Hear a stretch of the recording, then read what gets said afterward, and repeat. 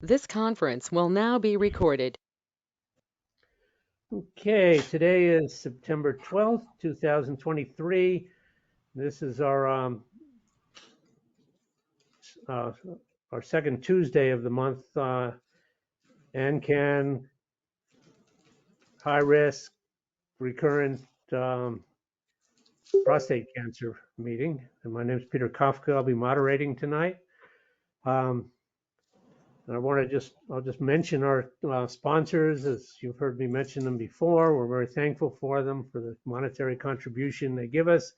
We're not beholden to them in any way in terms of promoting their products or scans or whatever, but we are very thankful that they recognize the value of our peer support program and have chosen to support us so we can further support each other. And those include Pfizer, Bayer, Myovant, and Janssen, all pharmaceutical companies, Myriad Genetics and Foundation Medicine, which are genetic and genomic testing organizations, and Blue Earth and Telix, which are scan operations. So we're thankful for them all, and other ones that are thinking about joining us and keeping a close eye on what we do. We're glad to be interfacing with some of these companies now.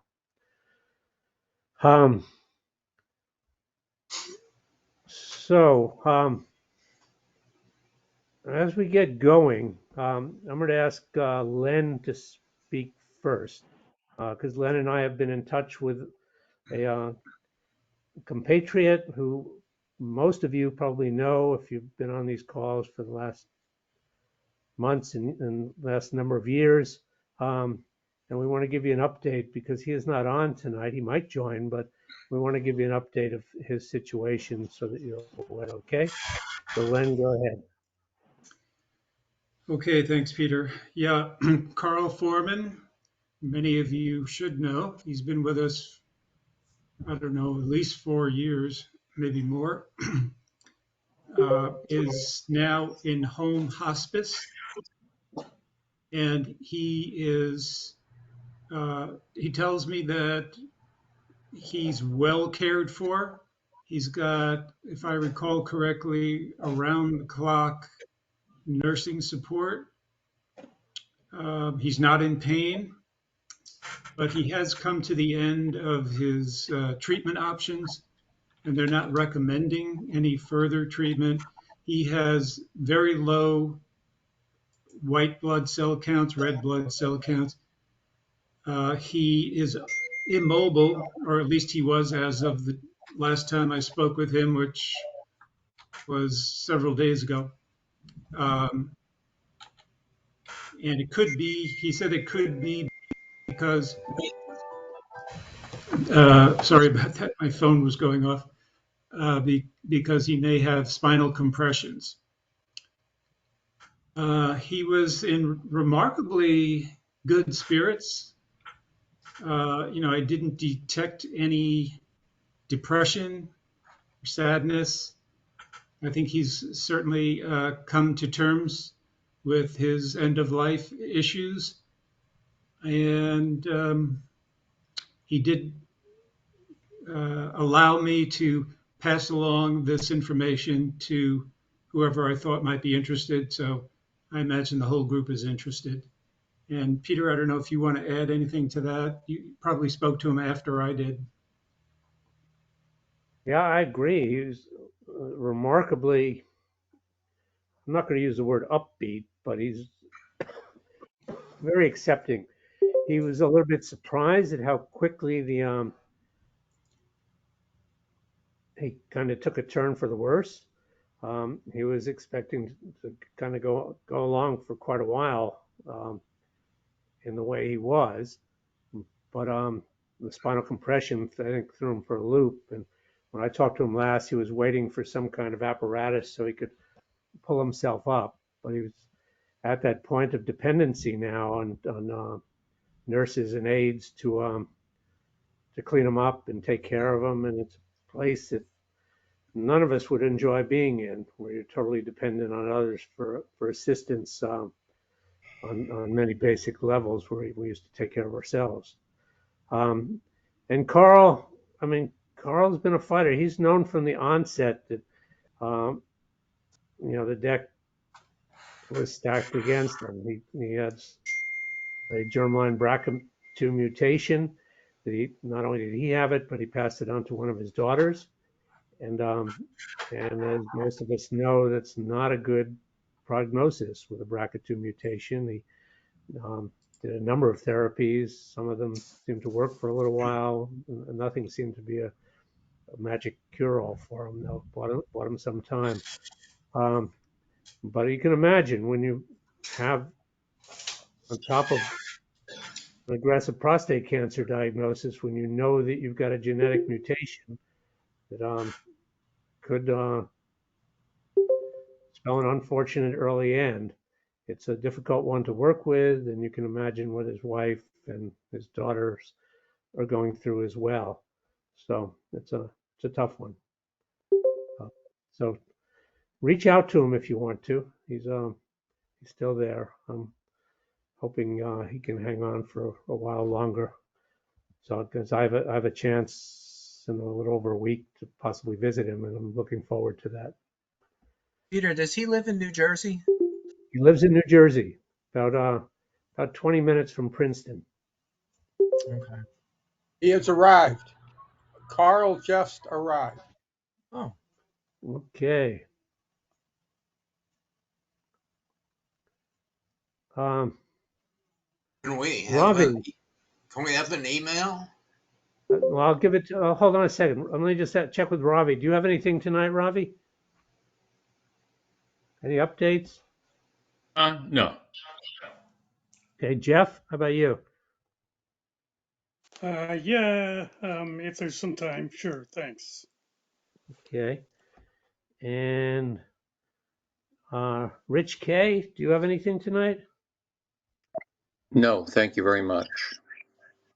Okay, and greetings, Russ. How are you doing? Do you have anything tonight? Any updates? I'm doing well. No, nothing too pressing. Okay.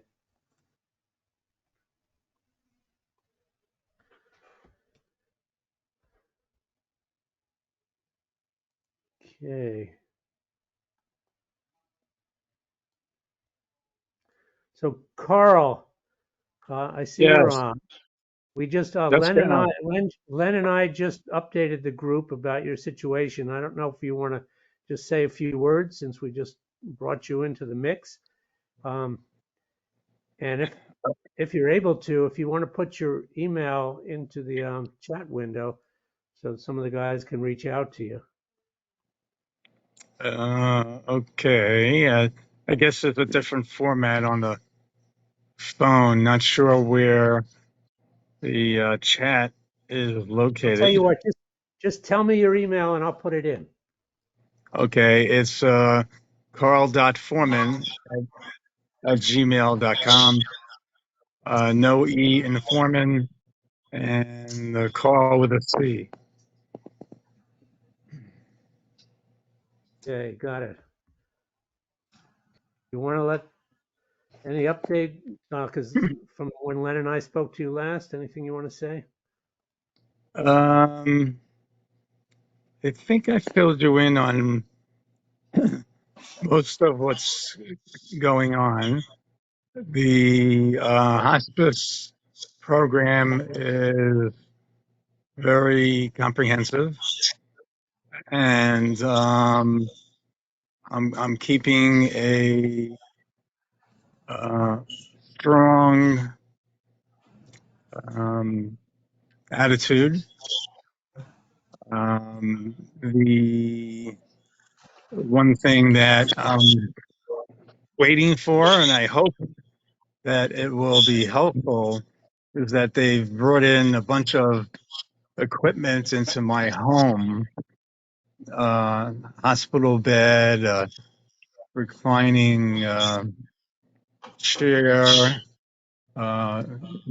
daily packages from them. Been ordering a lot of stuff from Amazon, and there's something called a Hoyer lift, Hoyer. And I've been bedridden ever since I was released from the hospital last about 10 days ago, actually. And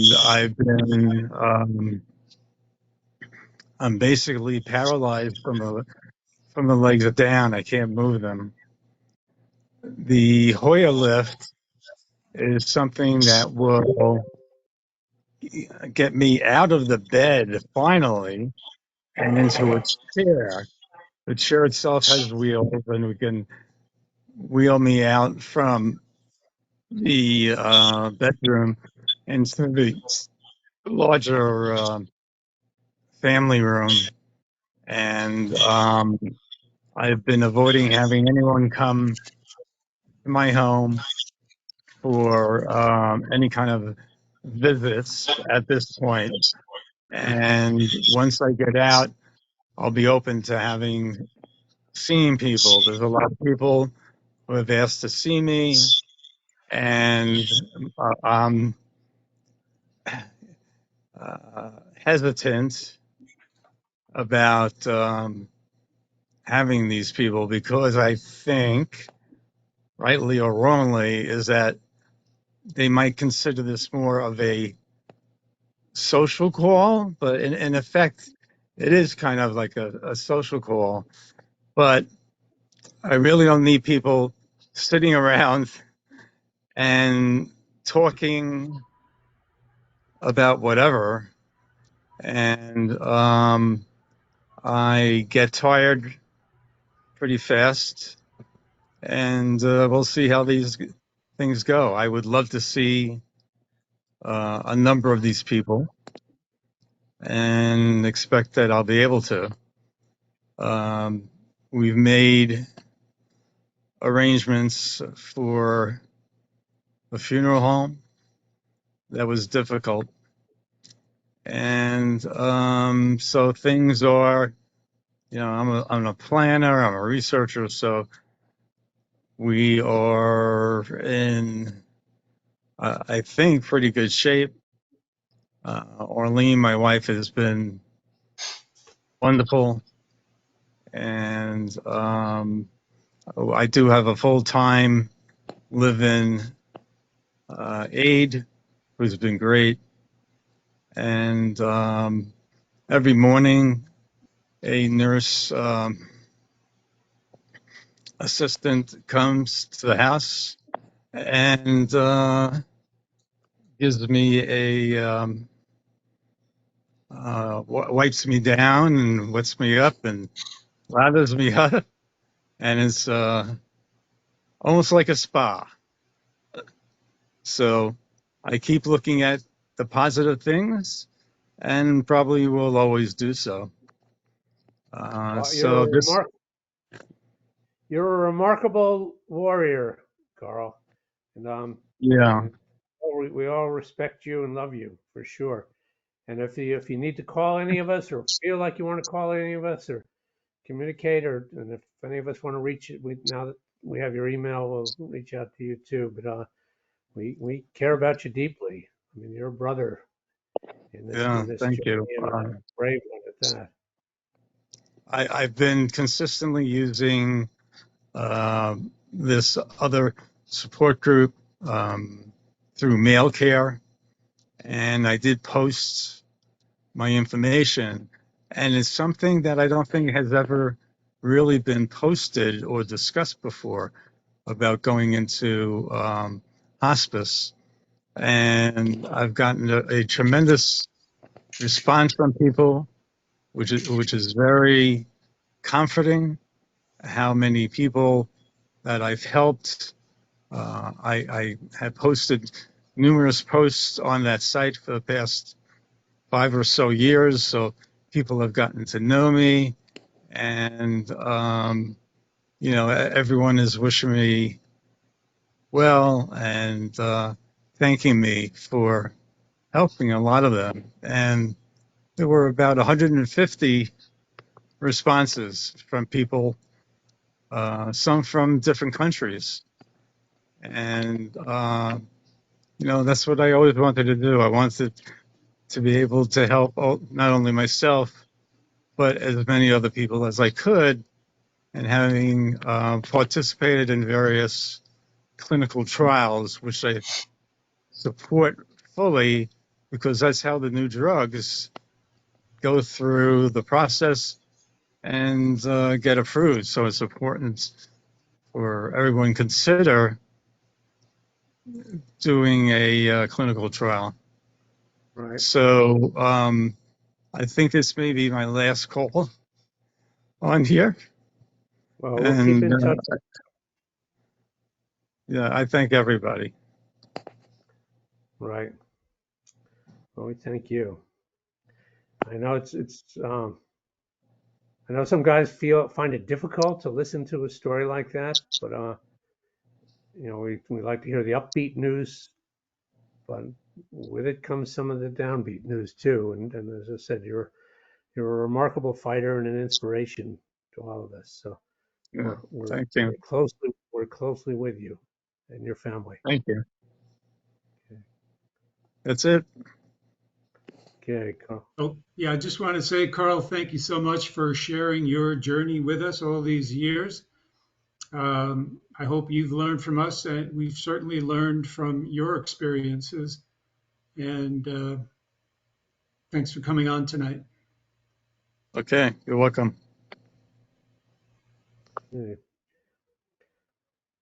Okay, Cliff Collins, you joined a little bit late. You're the only one I haven't asked whether you have any updates or anything you want to bring up tonight. No, I have nothing. I just want to be a part of the group this evening. Okay, well, this is going to be a full evening. We've got 2 new participants and quite a few people that want to update things. So maybe only 1 new participant. Maybe I got it wrong. So let's start out with Tim Pubin, who's a friend of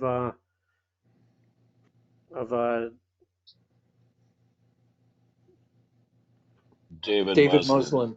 Friend of David Muslin. Friend of David Muslin's from the Chicago area.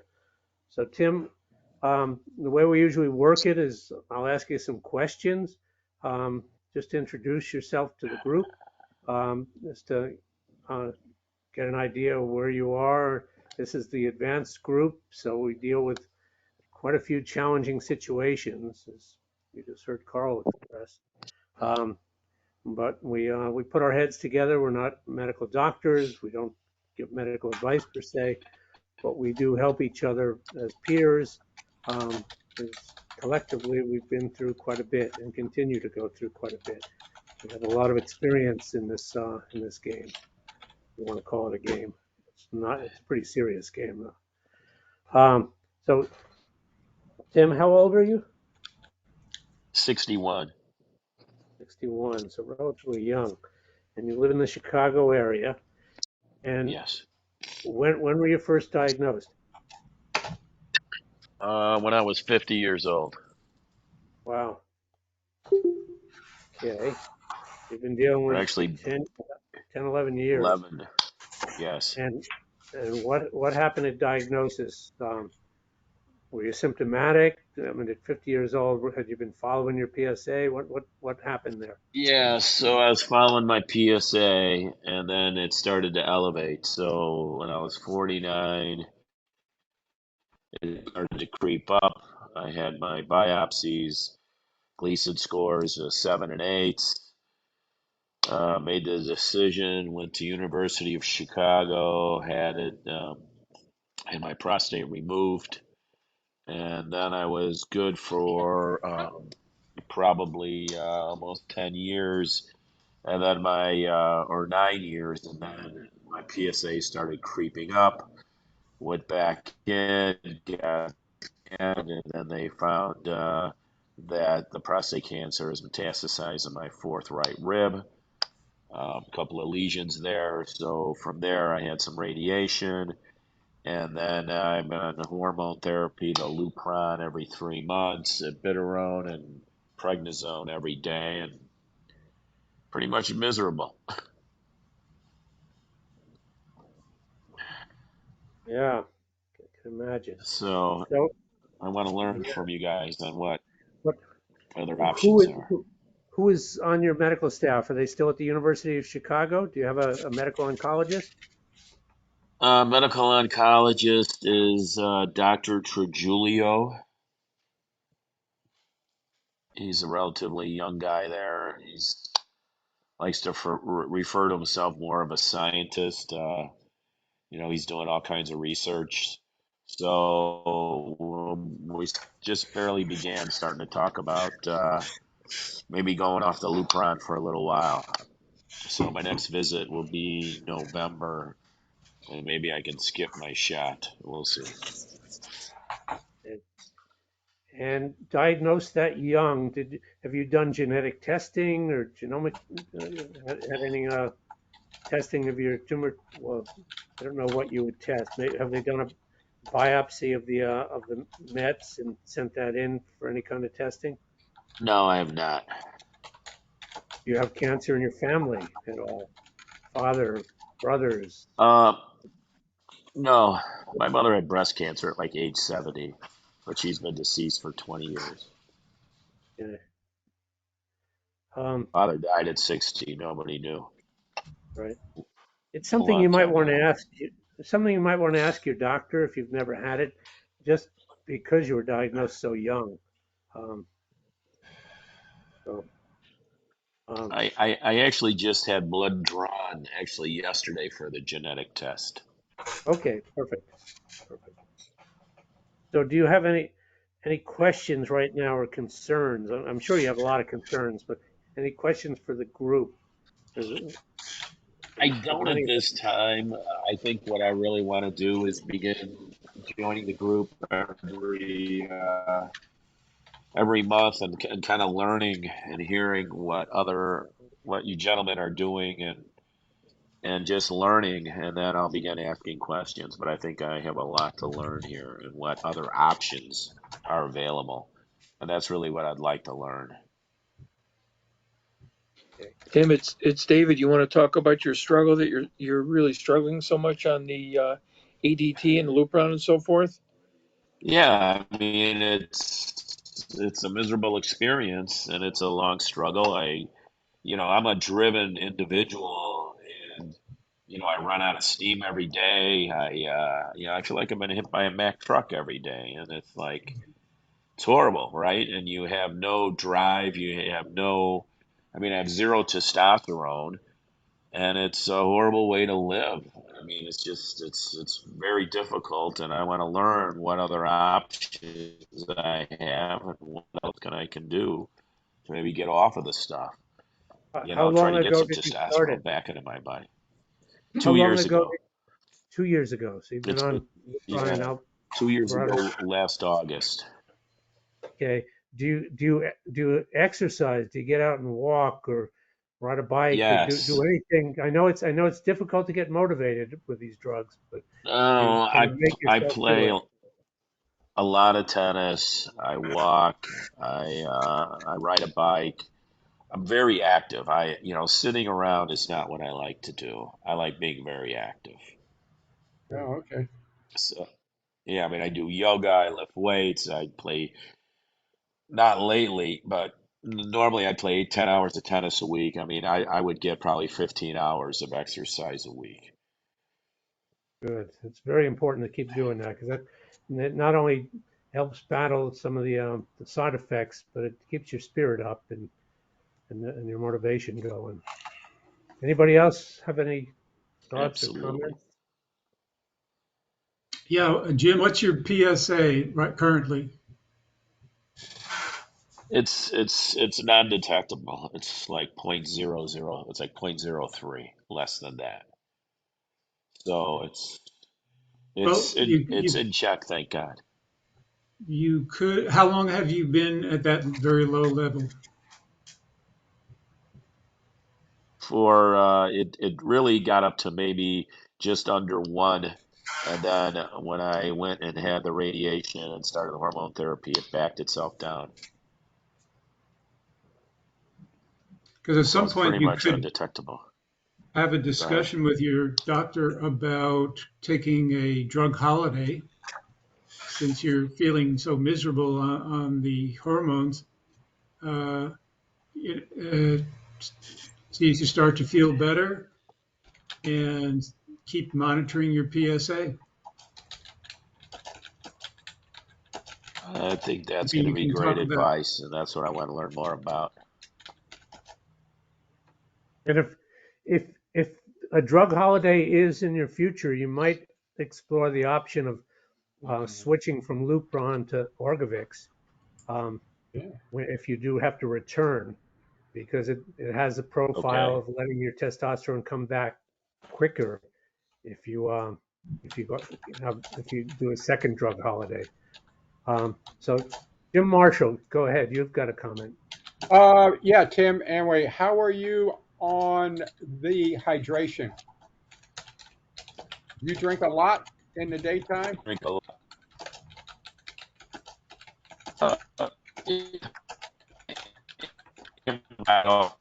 Oh, I think you're breaking up. Any better? We missed everything you You know, said. I do drink a lot of water most days. Like, I'm talking about like 72 or so, anyway, ounces a day. Probably average 60, 70 ounces a day. Okay. Good. And then essentially aerobic exercise every day. Anyway, I've been on the drugs for 5 years, and so I do essentially aerobic exercise practically every day, essentially on a bicycle. Okay, and I find it gets tough to start, provided you are dragged out. I mean, everything says go to the couch, but I don't. I drag my butt outside, okay, and jump on the bicycle and I start to pedal, and then I start to feel better. And it Yeah, works for me. yeah. Tim said he does ride bikes. He does play tennis. So it sounds like he's getting some aerobic work for sure. Um, Yeah, so but is he doing it now, Peter? that's what he said. That's what I No, he heard didn't. anyway. That's not what he said. That's not what he said. Are you Tim, do you, actually exercising right now? You said you were playing 15 hours of tennis a day and you were riding the bike, but since you've gotten into this low energy, what are you actually doing?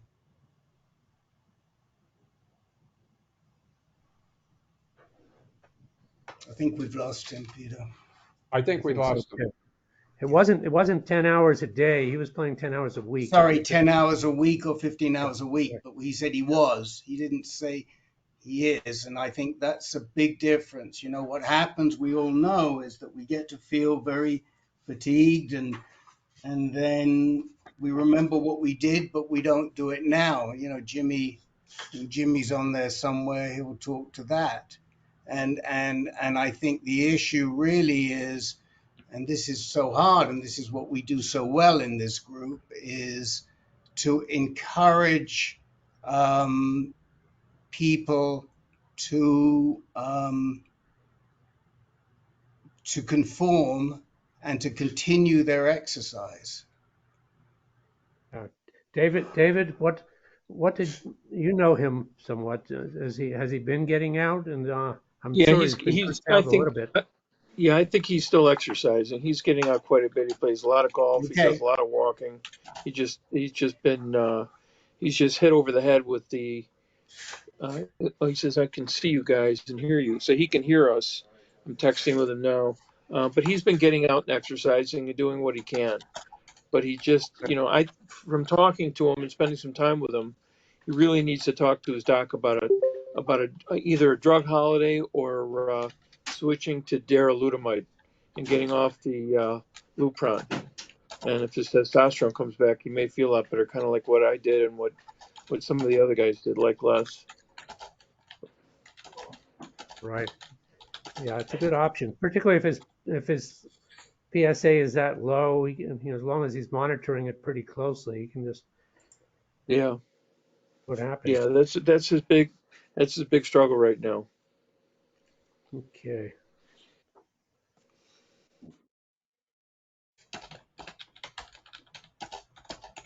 So he is seeing a medonc, a genitourinary medonc at UFC. I'm not familiar with Trejulian. Are you familiar with him, Rick? No, At UFC? I don't know the name. I mean, it sounds like he's a junior.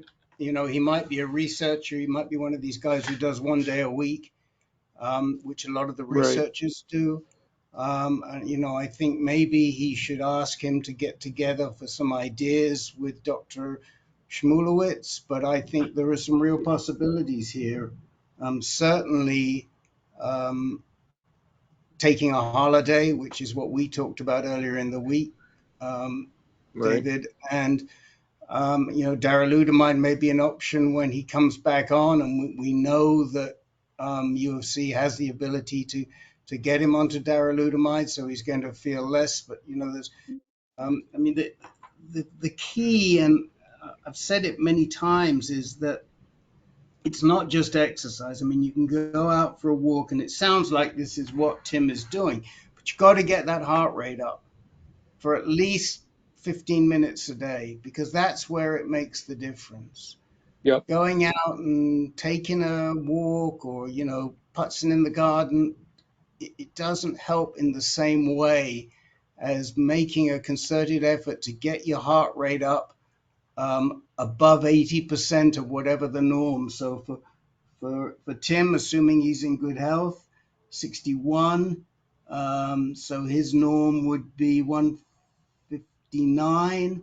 So he needs to get his heart rate up over it's over about 128 for for 10, 15 minutes a day. That's going to make a real difference.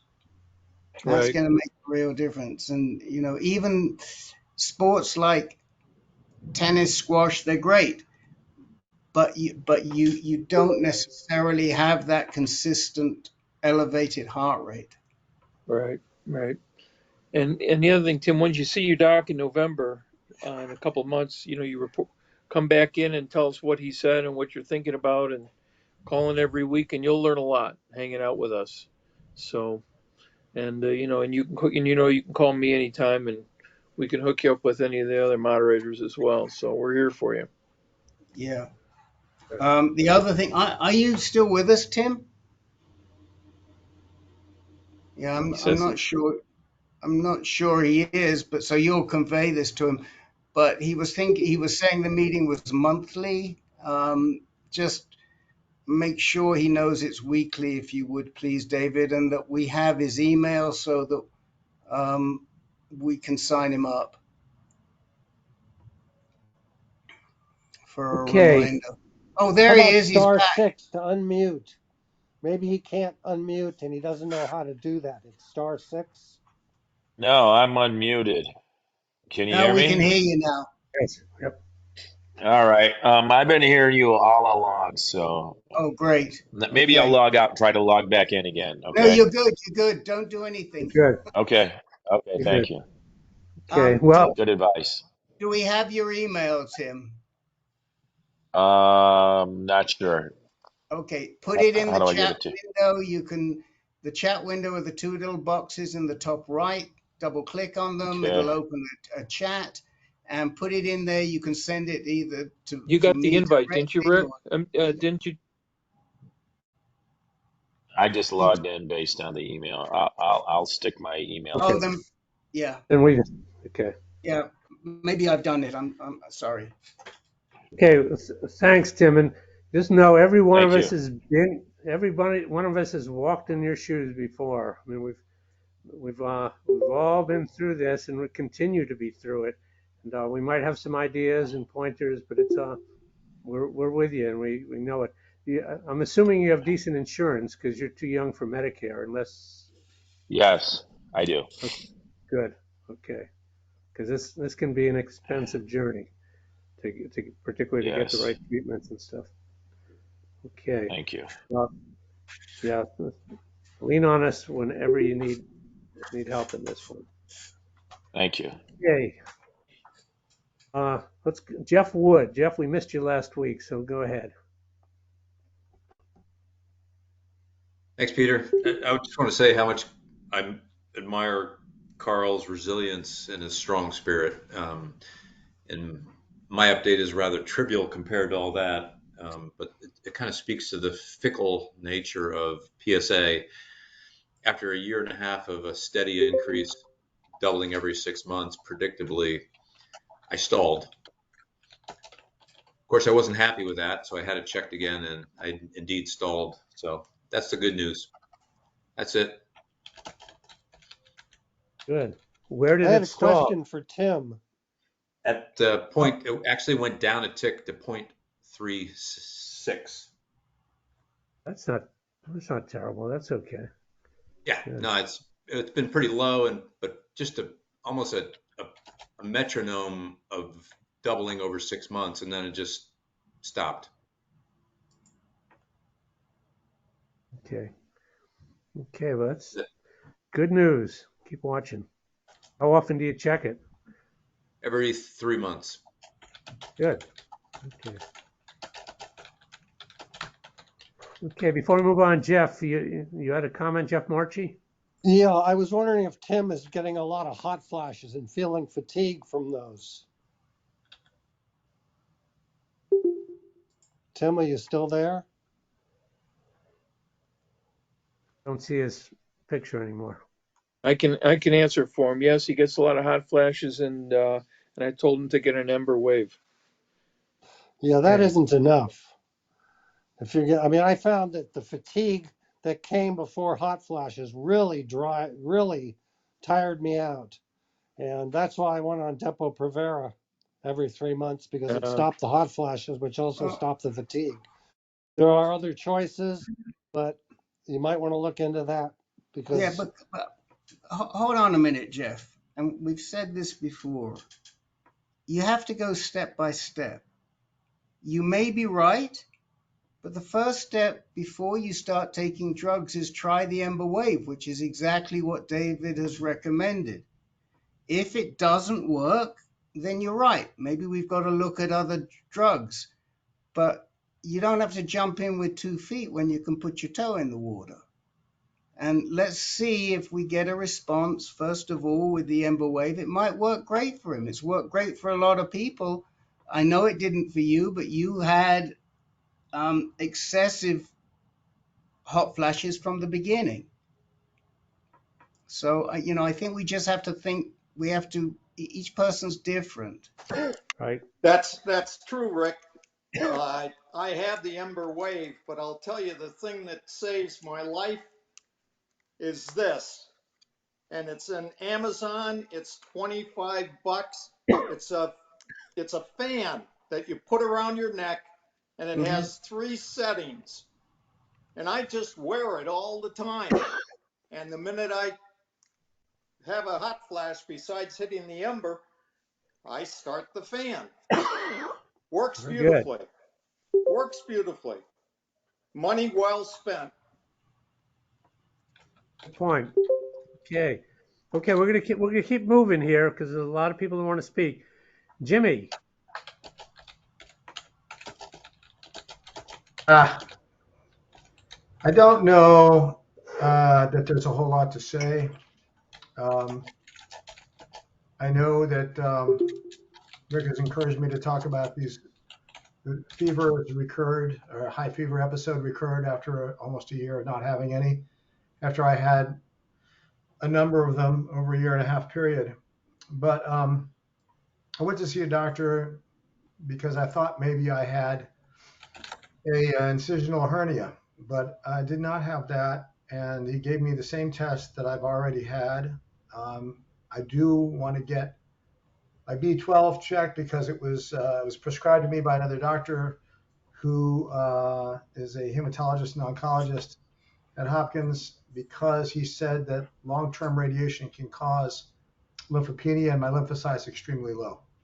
Other than that, I'm going to see the urologist who inserted my urinary sphincter in 2021, which is the most likely culprit, I think, for all this problem I've had, but don't know that. And he originally did not think so and told me in a message that he did not think that, in his experience, that my fever profile fit anything like that, that if I got infections from the artificial urinary sphincter insertion surgery, that it would have happened right after and it would not have gotten any better and would not have been intermittent and everything that I had. I had a lot of swelling in my scrotum, a lot of swelling in my just that area with each one of these episodes. It hasn't been solved. I thought it was solved a year ago, and over Labor Day, I had another episode. It is pretty bad, pretty miserable, short-lived. But I'm seeing him and a separate urologist that is a colleague of one that Rick recommended to me. So I'm seeing those guys within a couple of days of each other in the beginning of November. So I really say that there's been a lot of tests been done on me. I've had a lot of things done. Nothing has been found definitively at all. And going to the source of that surgeon, the surgery to that particular surgeon, even though he said he didn't think that was it. And the other guy who has been recommended by Rick's guy, that happens in the first week of November, and I don't think there's a whole lot to say about it until then. I'm out of answers. I could get into the details of it. It would take a while, and I'm just bewildered. And I had a year off from these fevers, and now I got another one. And this could be anything. It could be long COVID. It could be something mysterious. It could be something, but it's not even cancer. Although it is a consequence, most likely, of some form of my treatment, and I've had plenty of it. But I feel fine today, and I just don't think there's anything else to say about it right now. And if Rick disagrees or anybody wants to ask me anything, that's fine, but that's all I can tell you right now. What do your white blood cell counts look like? Does it look like you're fighting off any kind of fever? The last time I had them done, the last time I had them done, the two things that are decidedly low are, lymphocytes particularly. The white blood cell count total is not that low, and that's good. But the lymphocytes extremely low, 2.6, and the normal is way, way above that. So that was definitely a concern. I never, only other low counts I had was, when I was briefly on chemo, and that's totally normal. And other than that, I'm just looking to see if there's anything else. I have to get I'm having a physical next month, in 2 weeks. And that's why I haven't gone back for any more tests. We'll get everything done then. But the only other things that were low, give me a second here, was, hematocrit a little bit low, red blood cell count a little bit low, but these are just on the very edge of below normal. Hemoglobin, a little bit low. But that lymphocytes, 2.6 with a normal range of 24 to 44 is extremely low. And the neutrophils are high. So there's things going on there that I really don't feel like I've gotten sufficient answers for. It's complicated, and that's just where I stand. Anybody else have any questions or thoughts for Jimmy?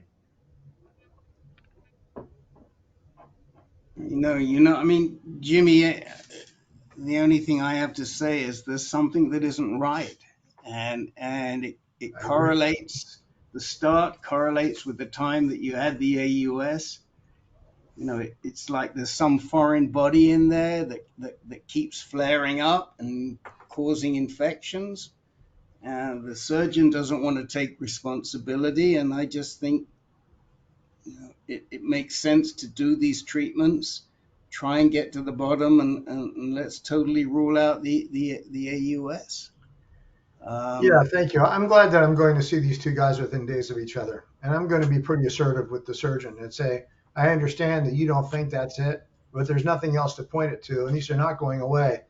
And I don't want to think the worst. I mean, it would be pretty ironic if I succumb to something like this.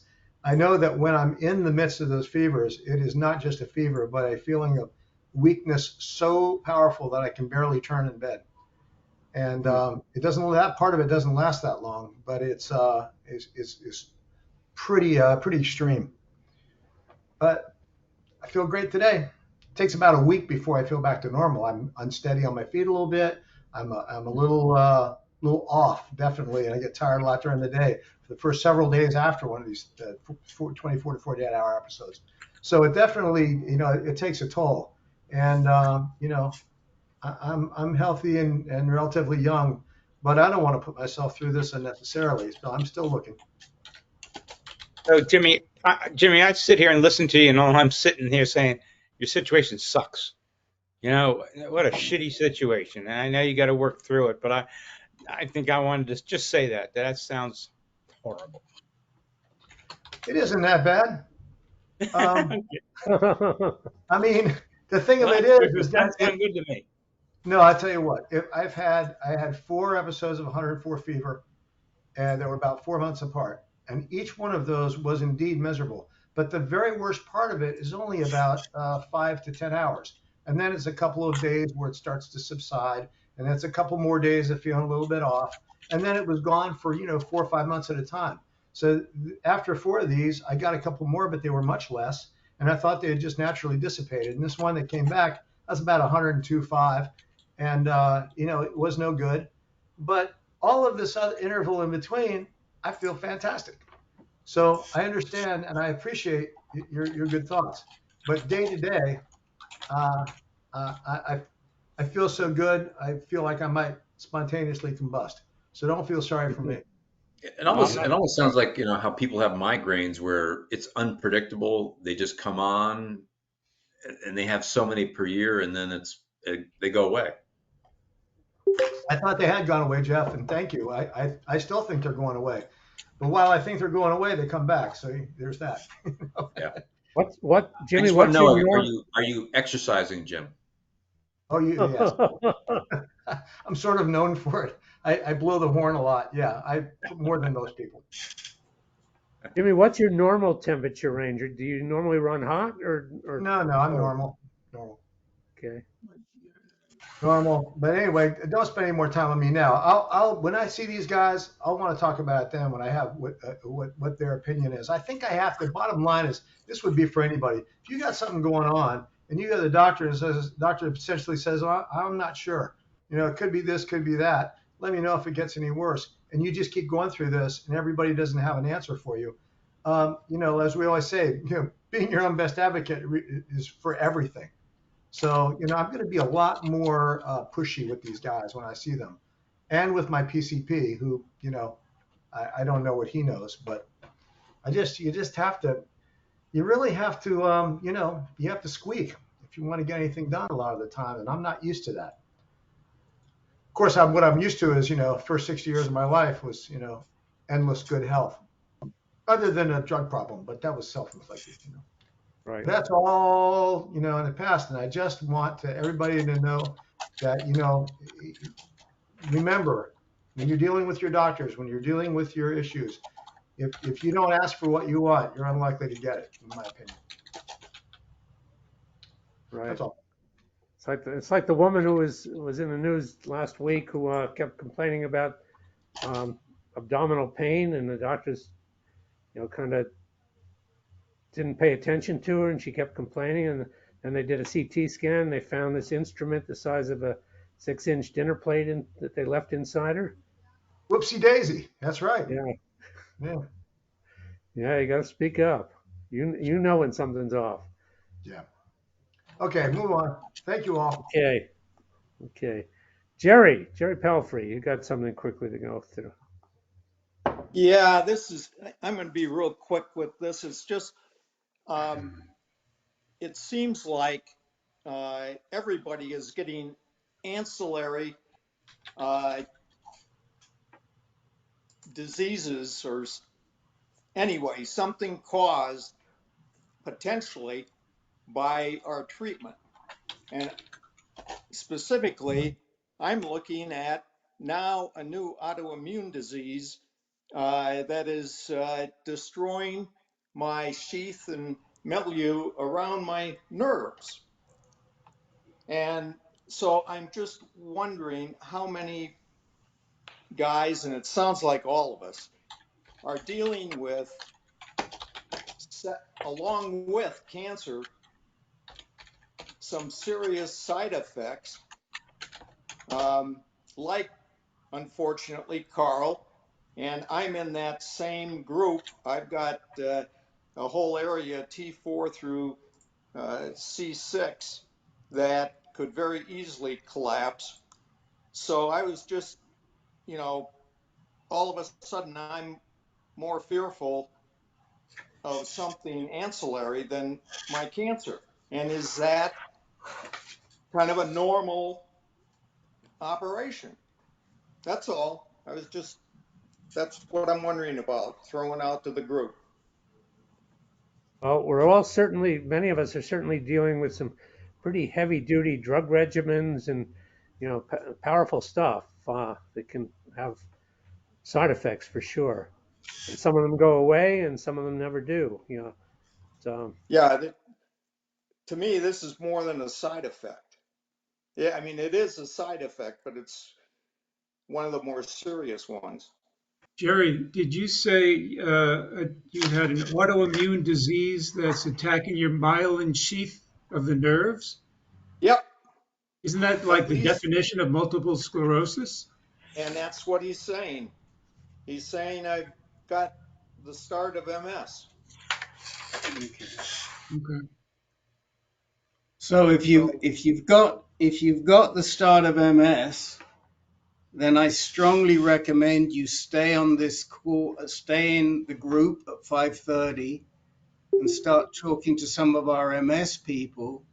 We have a wonderful, wonderful MS group who are very, very knowledgeable, including some people who have been diagnosed pretty late in life. Now, my memory seems to say that you've complained about this autoimmune stuff before, some time back. Well, but And that was kind of all I was saying then was I have an autoimmune disease called vitiligo. okay, And well, that, you know what that is. So that's what yeah, I was saying then. well, but if you stay in the group and listen to some of these people, they'll tell you that they carried MS for years before they were diagnosed, because MS is very, very hard to diagnose. Yeah. And so, if you do think that MS is an option, definitely encourage you. You're at a fantastic place in terms of Mayo Phoenix. It's probably one of the better places in the whole of the country for MS treatment. I've got a guy down here that has been so thankful. He was getting treated in Tucson for years and didn't get the right treatment, but he's been doing great since we got him up to Mayo Phoenix, and he's so grateful for that. So there's a lot that we can do to help you. As far as people dealing with side effects that develop into other diseases, that's not something I can say I've seen personally. I've seen regularly. I don't know. I defer to the other moderators, but it's not. You sort of made the generalization that we're all dealing with it. I don't think that's the case. Okay. I mean, we could ask for a show of hands here who's dealing with other conditions unrelated to their prostate cancer that they think have been initiated by their treatment. My thought if this is the beginning of MS is that you may have been carrying it for a long time and it may not be treatment related, but I don't know. No, neither do I. But here's the thing that really upset me. My GU medonc didn't even talk about either one. The problem between T4 and C6 or the MS. The only way I found out about it was researching my radiographs myself and Well, I mean, listening to the differential diagnosis. And so then my question was, should I be talking to an orthopedic surgeon Should I be talking to a neurologist? You know, I was more under the impression that even my medonc in Tucson didn't mention anything. Okay, so Uh, who is it that's suggesting that you may have the beginnings of MS? the radiologist in his reading of the CT of my chest, So, along with he did a CT. again, you know, a radiologist. I mean, my suggestion to you, rather than sort of this radiologist and self-diagnosing, would be to ask for an appointment with the MS service at Mayo sooner rather than later, and Yeah, present your information to Mayo. I can give you the name. If I can find it, I'll put it in the chat window. If not, I'll get it for you later after the call, and I'll give you the name of a doc who is that we at AnCan really like. Okay. Okay, and don't jump. You know, again, be careful, guys. Everybody, be careful of Dr. Google. You know, I mean, let's not jump to conclusions. It can happen. And I hope that isn't what it is, but you know, you can come into the group at, after 5:30, ask them what their experience is, especially with this other disease that you had before. Maybe other people have had that as a preceptor to MS. Yeah. Okay. Well, you brought up Mayo and MS, so I'll take care of that. Let's keep going, Peter. That's too much time on this. Well, yeah, you're right. But there are some things. I mean, some of us deal with neuropathy. Neuropathy didn't come out of nowhere. For me, it came out of chemotherapy. I mean, it might have had an effect on my cancer, but it left me with some, foot issues for maybe the rest of my life. It's never gone away. If anything, it gets more intense. Yeah, I have that too, neuropathy, but neuropathy is not a disease. I mean, it's not a disease in the context of MS or lupus or something like that. I mean, neuropathy is a direct side effect we know from treatment. Different ball game in my view. Okay. Yeah, Other people may disagree. I'm not trying to.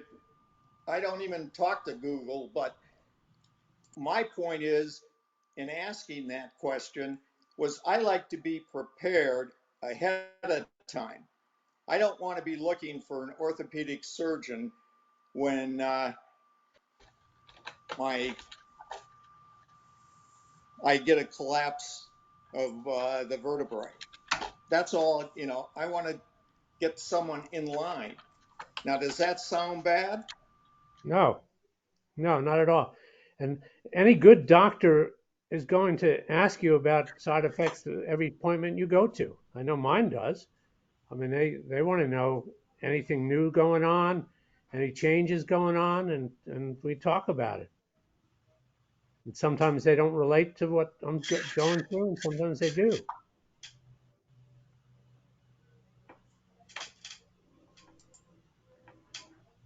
Okay. Spencer. Hi. Hold on.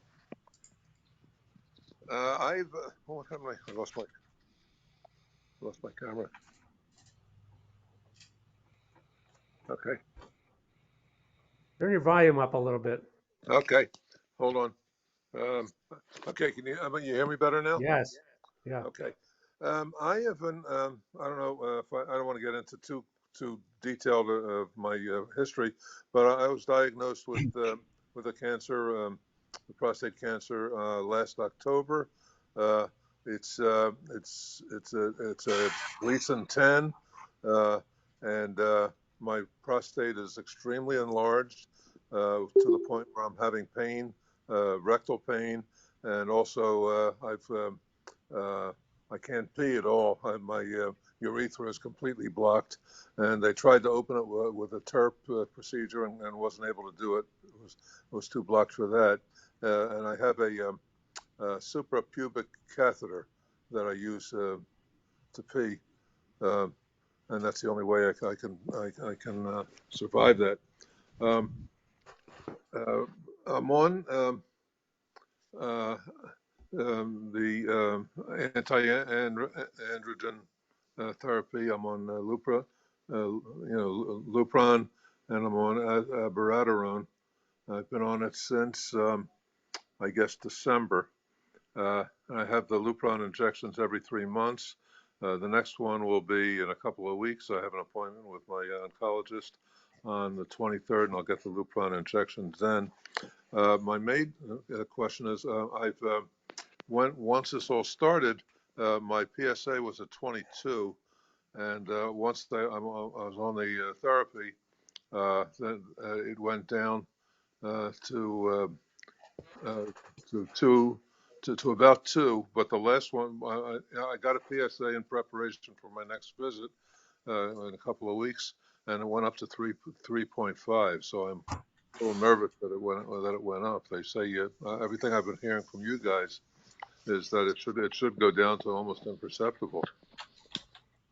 So I don't know, if that's a one-time event and that'll go away the next time I take it, or what. But in concert with that, I'm getting more rectal pain from the I guess from the enlarged prostate, and I don't know. The other thing, another side effect that I've just been getting lately is I bleed easily. I'm on a blood thinner. I have AFib, and I'm on Eliquis for the AFib. But recently, I bruise easily, and I get some blood, and I had to stop. I had to use a less coarse sponge in the shower because it was making me bleed. Now, I think I guess my question is, and I'm going to ask the doctor this, but I'm on the abiraterone and I'm on prednisone with the abiraterone, and I think I'm wondering if prednisone could cause all that. I don't know.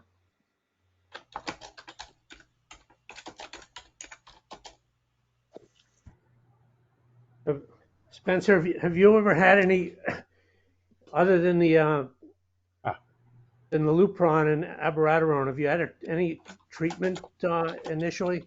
There was no surgery involved, was there? No surgery. Apparently I'm too old for surgery.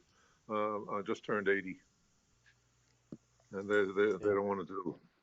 Right. I had asked about a prostatectomy, and they said they don't like to do it at people my age. Spencer, what about chemotherapy? Did they discuss that with you? They did, but they didn't think I was strong enough to handle it. So, okay. So as for right now, it's just the anti-androgen therapy. And what are they proposing to follow that up with, and if you become resistant? I haven't heard that. He said basically we'll face that once it happens. So I don't know. And I don't know if this late rise, the rise in the PSA, is an indication that I'm becoming resistant. I don't know. Maybe it's too soon, or just one reading. Yeah, they usually like to see, I think it's 3 increases, consecutive increases, before they'll say you're castrate resistant. Okay. And I'm not sure what the next treatment is. Although he assured me that there's a whole range of treatments that they can start doing. But I don't know. I don't have any details on that.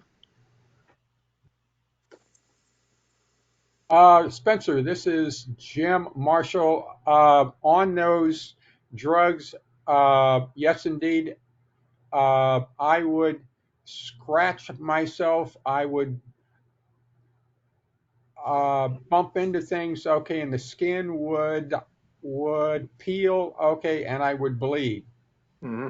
And so all I would do happens to be to treat it, okay, and a Band-Aid over it, and I look like I was I was a clumsy SOB.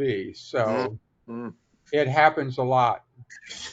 Well, my mother was on prednisone long term for asthma, and that happened to her a lot. And that's the only reason I know. I think of that as a symptom that maybe it's from the steroid. Plus also the bruising aspect. And when I used to get the red bruises on my arms, I mean, it was like amazing. All of a sudden, they would just appear because of the fact I would bump into things.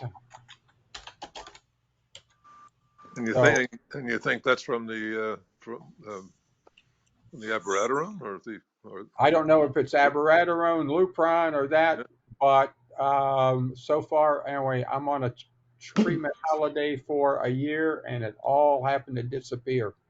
So I kind of good indicator. Okay. I can tell you that I've been on this on a very low dose of prednisone. But I've been dealing with the bruises, the cuts. My arms are still with Band-Aids.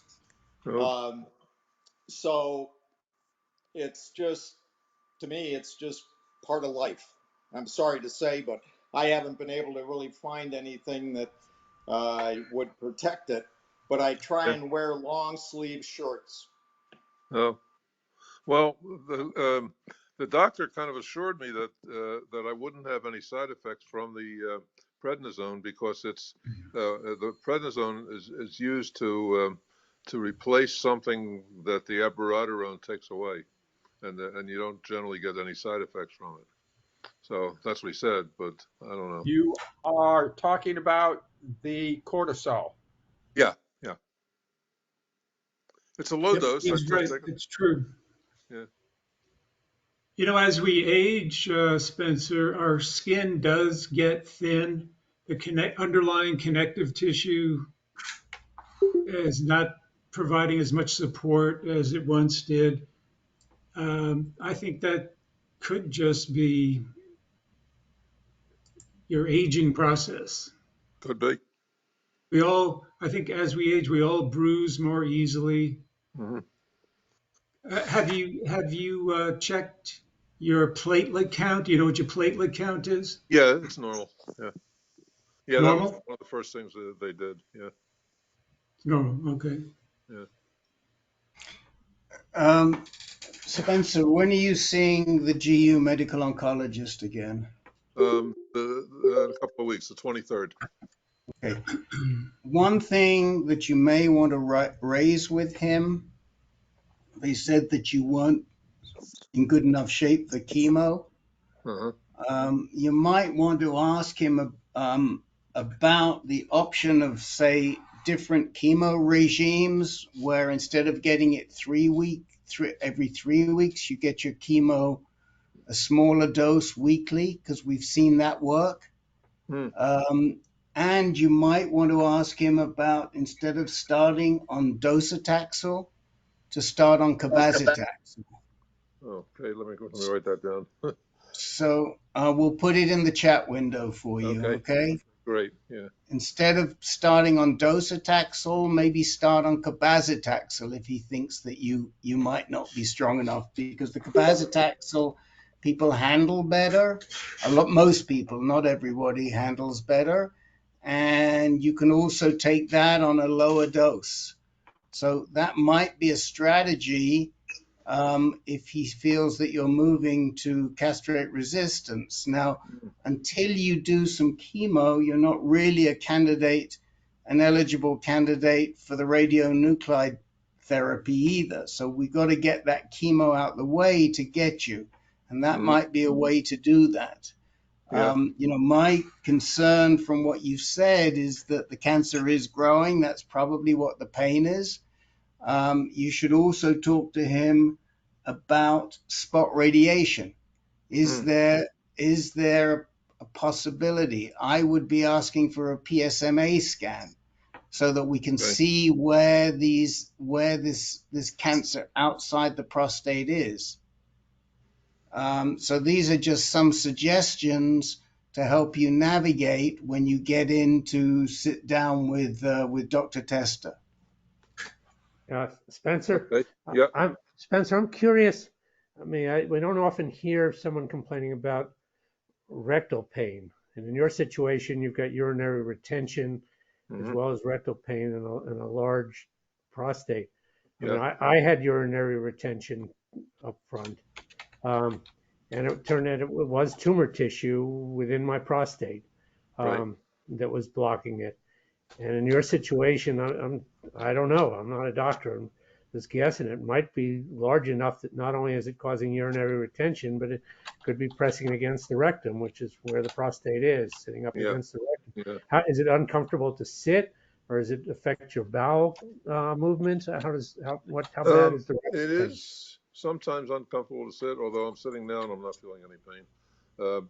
And actually that has improved.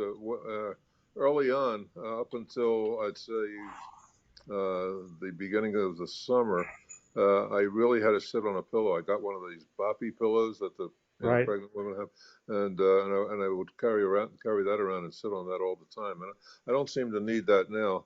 I seem okay, but every so often, and the rectal and the bowel movement does affect it. I feel a lot of pain after a bowel movement. As a matter of fact, a couple of weeks ago, the pain got really higher, and I thought that maybe I also had a hemorrhoid on top of everything. So I went to a proctologist, and he took a look, and he said, no hemorrhoids, but the prostate is definitely very enlarged. I wonder if an MRI would be useful of the prostate. Just to get a picture of what's actually going on in that prostate, a clearer picture. I know I kind of went up and down the West Coast looking for answers with mine, and it turned out, I was young enough that surgery did the trick for me. Yeah. But it left me with other problems, but it got rid of that the urinary issue. Yeah. But, well, a lot of urologists kind of scratch their head about this stuff because they don't see this extreme very often.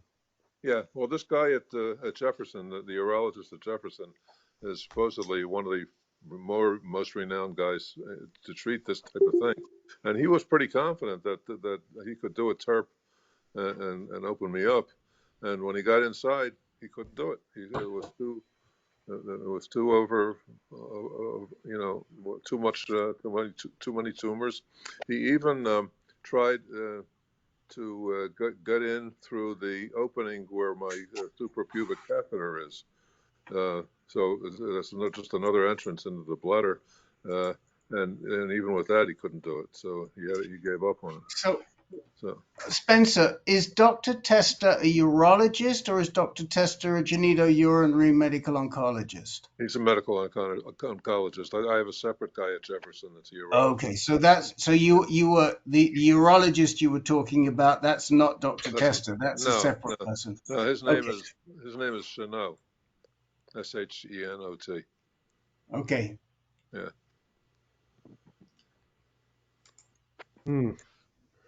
Yeah, if I was in your shoes, I would hunt around, for real specialist crackerjack urologists to, maybe dealt with this kind of stuff. Yeah, well, he's the guy.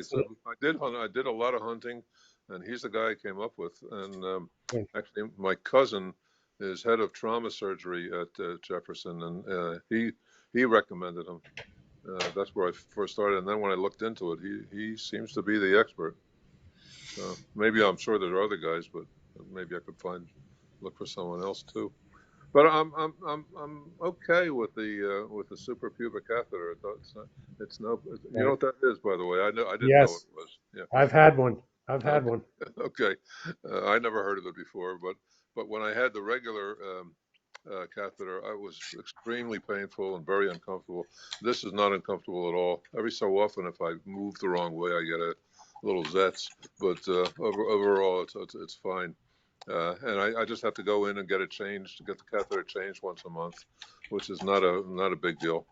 And it's fine. I walk around with this bag strapped to my leg, and instead of urinating through my penis, I basically urinate through that. So I'm kind of living with it. The rectal pain is a little bit more problematic, but I'm living with that too. You know. Oh, I also I found a medication that's really meant for hemorrhoids. It's called Recticare, and it's a lidocaine cream, and I found that helps when I have the rectal pain. Just applying that does seem to help. But here I am. And up until a year ago, I was fine, and then this all came on extremely suddenly, and I'm kind of old to get this. I was 79 when I was diagnosed, but here I am. Yeah. Well, I feel for you. Yeah.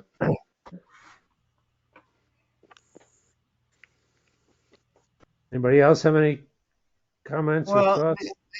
the only thought I have, Spencer, and this is because I've been spending some time reading the NCCN guidelines this week, is that, if a man has between 5 and 10 years, or less than 5, or between 5 and 10 years, then the doctor can take the option to just use palliative care.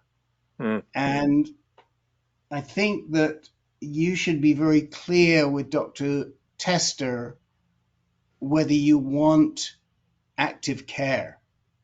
Because if you do want active care, then you've got to make that statement to him and make it clear that that's what you're looking for. And I probably wouldn't have said that if I hadn't have seen so much stress on this 5 to 10 year approach and under 5 year approach. In other words, an approach based on life expectancy, which frankly, I don't care for personally. Yeah. To speak for myself, I don't care for, and I think I can say as AnCan, we don't care for it.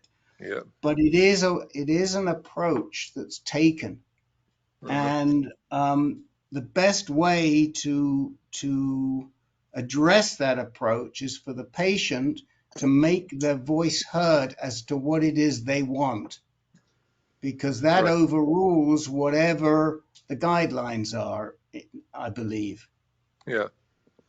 Well, I'm reconciled to the fact that it's never going to go away, and that the best they can do is just keep it under control. And I guess that's the best I can hope for. Now, I don't know if that qualifies as palliative care, and I don't think so. But I don't, I'm pretty sure that there's not going to be a cure here. Maybe. Well, there is not going to be a cure, and again, this is another issue that nobody in this room can look at a cure. Yeah. Cure is a word we should not be using when it comes to advanced prostate cancer. Can we manage it? Right. For 5 years, for 10 years? Maybe we can. We're not sure, but maybe we can all manage I'm looking for. Yeah. Right.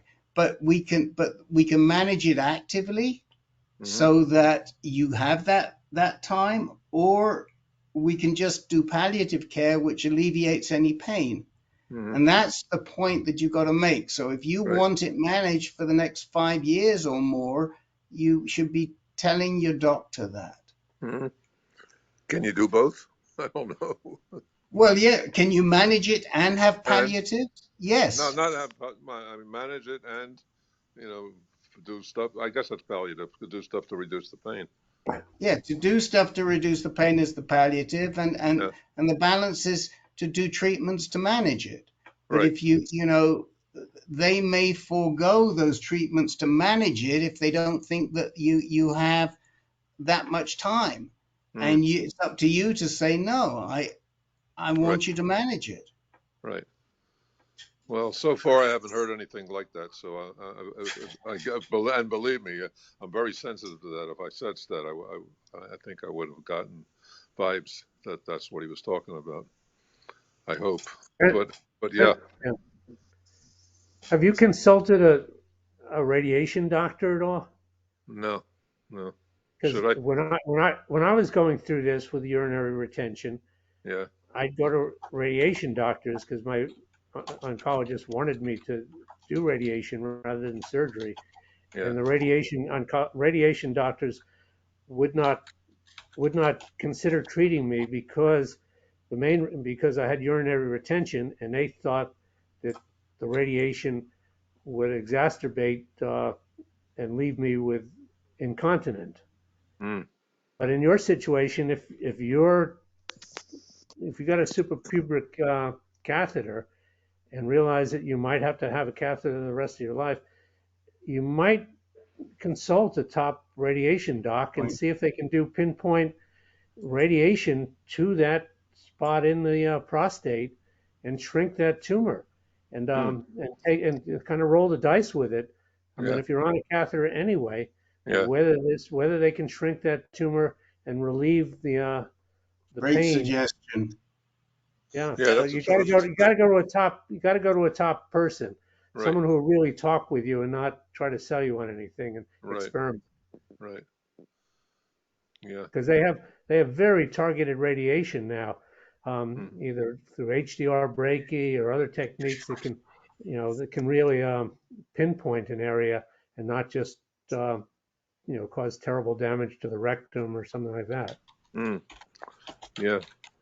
Well, originally, they did during the initial diagnostic phase, they did a PSMA, whatever, PET scan, and they found that it was mostly contained in the prostate with a little bit, with a suspicious area in the obturator muscle, next to the head.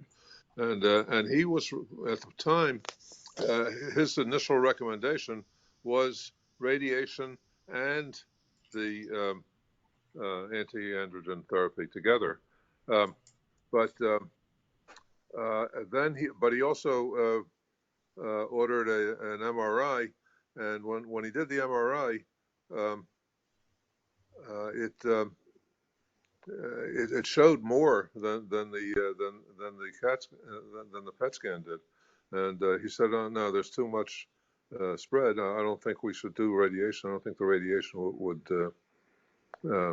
be the right thing to do." But yeah, but if it's doing it as a palliative thing, maybe I could ask him for even if it's not going to shrink it significantly, if it could shrink it enough where at least I won't be in pain. Possibility. I don't know. I'm not a doctor, but No. I just know from my experience. I mean, I was pretty miserable going through this urinary retention thing, and I was able to use a catheter, regular catheter in the penis, but still, it's a challenge. Yeah. Well, when it started out, they told me how to self-catheterize, and I was doing that for a while, and that worked out pretty well. But then the blockage kept growing to the point where I couldn't even self-catheterize. I just couldn't get the catheter through to the bladder. So the suprapubic catheter really saved me, I think. Right. Okay. Well, we're with you. Spencer, what's your email? Spence.field@gmail.com. Spence. .field. F-I-E-L-D. Oh, .field. Okay, got it. Yeah. At Gmail. Yeah. Okay.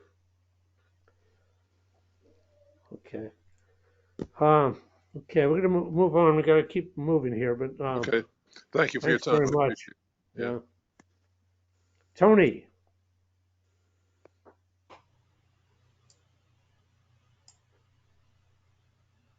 Tony Fig. Hi. There you go. Yep. I had a blood test done last week, and it was very encouraging. All the blood numbers have gone up. The PSA is about negligible, but the testosterone in 1 month went from 36 to 381. Wow. And my last Firmagon shot was April 20th, so it's about 5 months. but it's kind of interesting how it just jumped up, you know, in the last 30-day period of time. So that was very encouraging, and I'm happy to hear the numbers. I don't know if any of you know, I had a hip replacement following all of my radiation, and at the same time I developed herpes in my hand. So not herpes, forgot what they call it, shingles. And the shingles now, my hand, the swelling is pretty much gone, and I'm starting to get feeling back. There's still some numbness and tingling at it, but that is improving quite a lot. So with that and the increase in the testosterone, I should be able to build up my muscle strength more in my hips and my legs from not being able to do a lot from prior to surgery and after surgery. So things are looking pretty good. One thing that has developed in the last month and a half is low blood pressure, which I've never had. I've been on high blood pressure medicine for probably 30 years, and within the last year, they put me. I was on amlodipine, and they put me on a second one. But I started getting really low blood pressure, so I stopped the second one, and now the blood pressure is still quite low, down to 103/58 a number of times. So just struggling with that, trying to work that out. Just seems like one thing after another. So that's the update. Okay. Tony, what sort of difference do you feel with the testosterone now? I feel like I've got more energy, but the stamina seems to be what's really noticeable.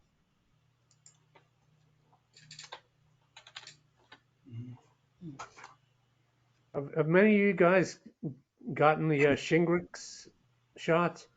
I think it's a series of 2 shots. Yeah, I did.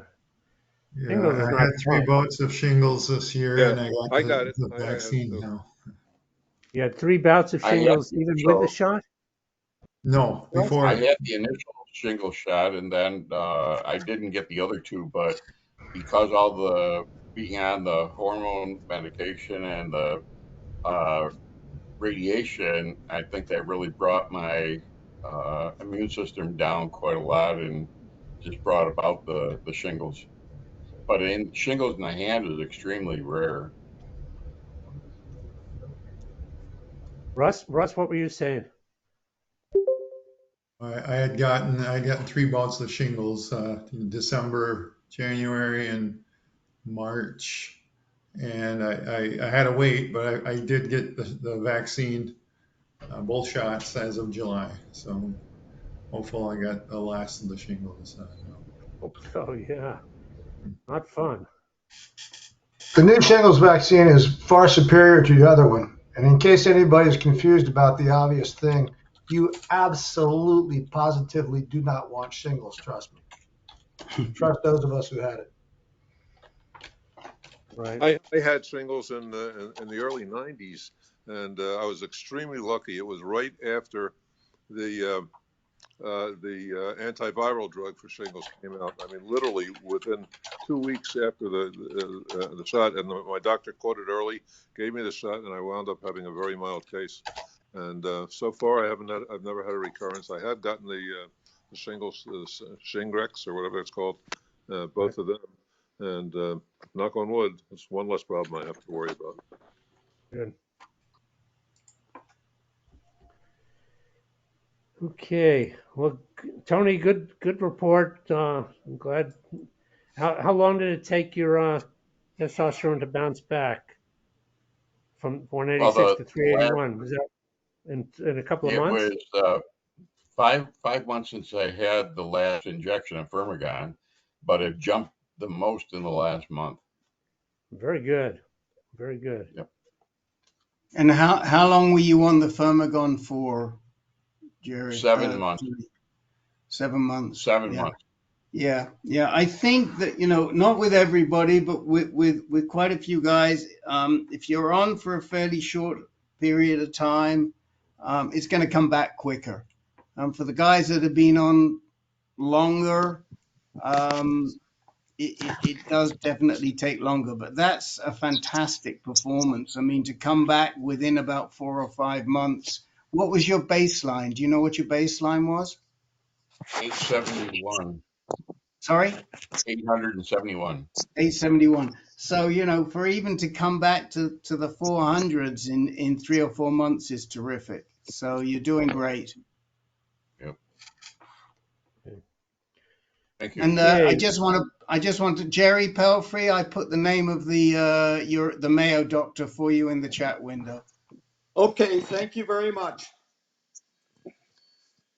Okay, moving forward here. John Tish, you're up.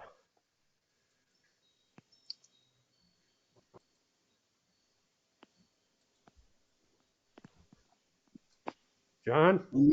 We may have to unmute John. Hold on a minute. No, he's muted. You'll have to unmute John Kish.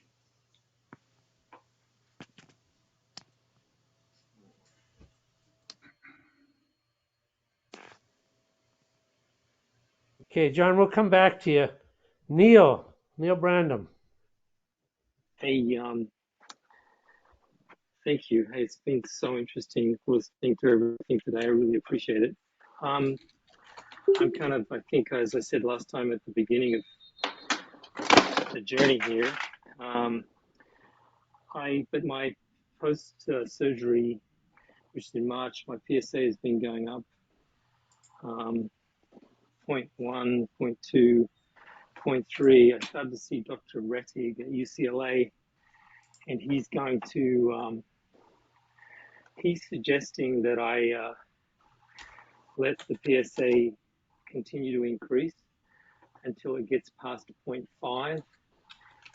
PSMA PET scan that I had when it was 0.2 didn't show anything, and so Dr. Rettig said rather than do general radiation, he'd like to see if we can find where it is. And so I think it's a bit disconcerting for my wife to just let it run, but I like Dr. Rettig and I got a lot of confidence in him. So I'll let it run a little bit. It seems to be, I'll probably get to 0.5 at this rate in the next month or so, and then a new PSMA PET scan, and then hopefully some focused radiation. So that's my update. But I really do appreciate the referral, not the referral, but the recommendation of seeing Dr. Rettig. He is a much more reasoned, comprehensive, and holistic guy than my urologist was. So thanks to the group for pushing me in that direction. So that's all I have. No,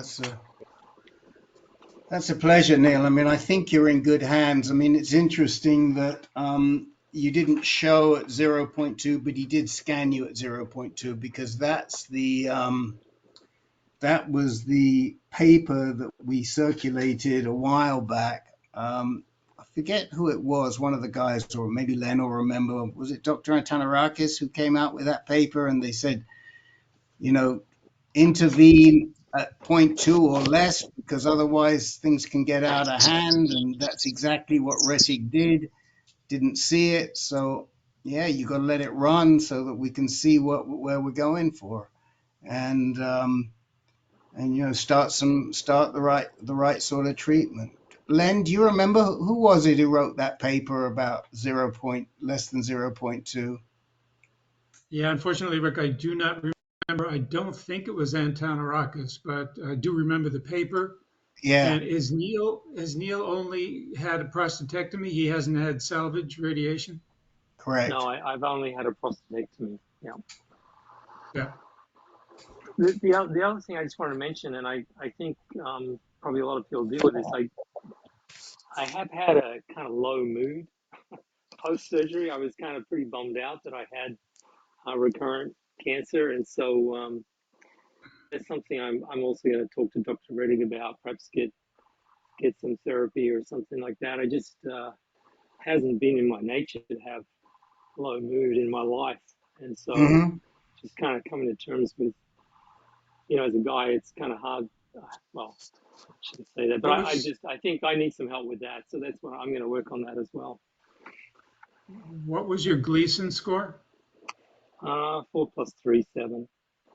Three lesions, and then. Well, I don't think you're in too much danger allowing it to get to 0.5 with a Gleason 7. Yep. So it sounds like he gave you good advice there. Yep. So a couple of things I would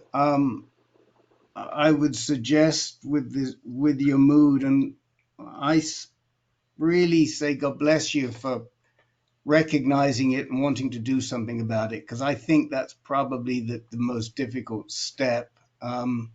Maybe Dr. Jack wants to say something on this when we're done. I don't know where Dr. John is today. We don't have him. But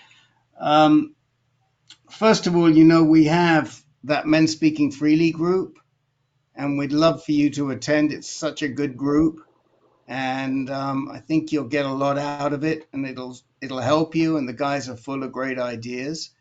The second thing I'd like to suggest is maybe talk to Dr. Reddig about getting on the rolls of the palliative care service, or whatever they might call it at UCLA. There will definitely be a palliative care service. You might have read what I said about palliative care in this week's reminder, and I think we should really call it the quality of life service, because it's not really about end of life. A small portion of it is, but most of it is not. And they are all about improving your quality of life, and they have more expertise than your doc, and they probably have more expertise than your PCP. And you are eligible for to go see them, and they may have some good ideas for you. Those are a couple of good thoughts. Dr. Jack, do you want to add anything to that? No. I have nothing to add. I think you said it all. Yeah. Yeah, Neil, there's no shame in seeking help for that. I did it early on. I met with a psychiatrist, and I outlived him. He's retired now, but I still see his wife as a therapist. And anyway, but just you can get low dose antidepressants just so you're not it's not affecting you much, but it just takes the edge off of things, particularly if you have to watch your PSA every month or every couple of months, and that this thing has come back, and the chance of it coming back again is real. I mean, if your wife even has some anxiety about it, there's probably added anxiety for you dealing with this. Yeah. So there's no shame in the magic of low dose antidepressant stuff. It doesn't affect you really in terms of physically or mentally at all. It just takes the edge off. Yeah, I'm definitely going to explore that. Definitely. Good. Okay. And Len, thank you for tracking down that article and putting it in the chat window. Miko and Peter Carroll, that were the couple of the guys on that. Thank you. Okay. John Tish, are you back with us at all? Yeah, I'm back. I had to go to the restroom Okay. Can you hear me? Yes, go ahead. Yeah, the NIH thing, that was some kind of PMSA PET scan, but I talked to the doctor in Philadelphia that somebody recommended at University of Penn, but I didn't go there yet. So probably just going to go to University of Penn for a second opinion, since I live in Pennsylvania, instead of going to Maryland or DC. I don't really want to take Lupron again, so I'm trying to find a doctor that could they might be as bad, the fatigue, as Lupron, but I kind of want to try something that maybe with my body system might not affect me as much, So that's trying to find a doctor that was kind of trained in switching the different ADT medicines or whatever. I don't know if you know what I mean, you know. Yeah, a couple of us, both Len and myself, was went on a regimen of darolutamide as a monotherapy. You know, not doing the Lupron, similar drugs with it. We tolerated it pretty darn well. It was pretty effective while we were doing it. Yeah, But you so got to I'm find trying to get. find a doctor who will work with you on it. Yeah, I think he has an Indian name, Viva K, and the ends his Yeah, last name. The guy. I'm gonna try to Narayan. get down there. Yeah, I Vivek, just have to. Vivek Narayan is the guy that we suggested. He's a great guy, very kind, and I think he's a good alternative for you. I did check out that trial. I got the number, and the only thing that trial was doing for you was providing you with a PSMA scan, and you'll get that PSMA scan. If Dr. Narayan thinks it's necessary, he'll prescribe the PSMA scan.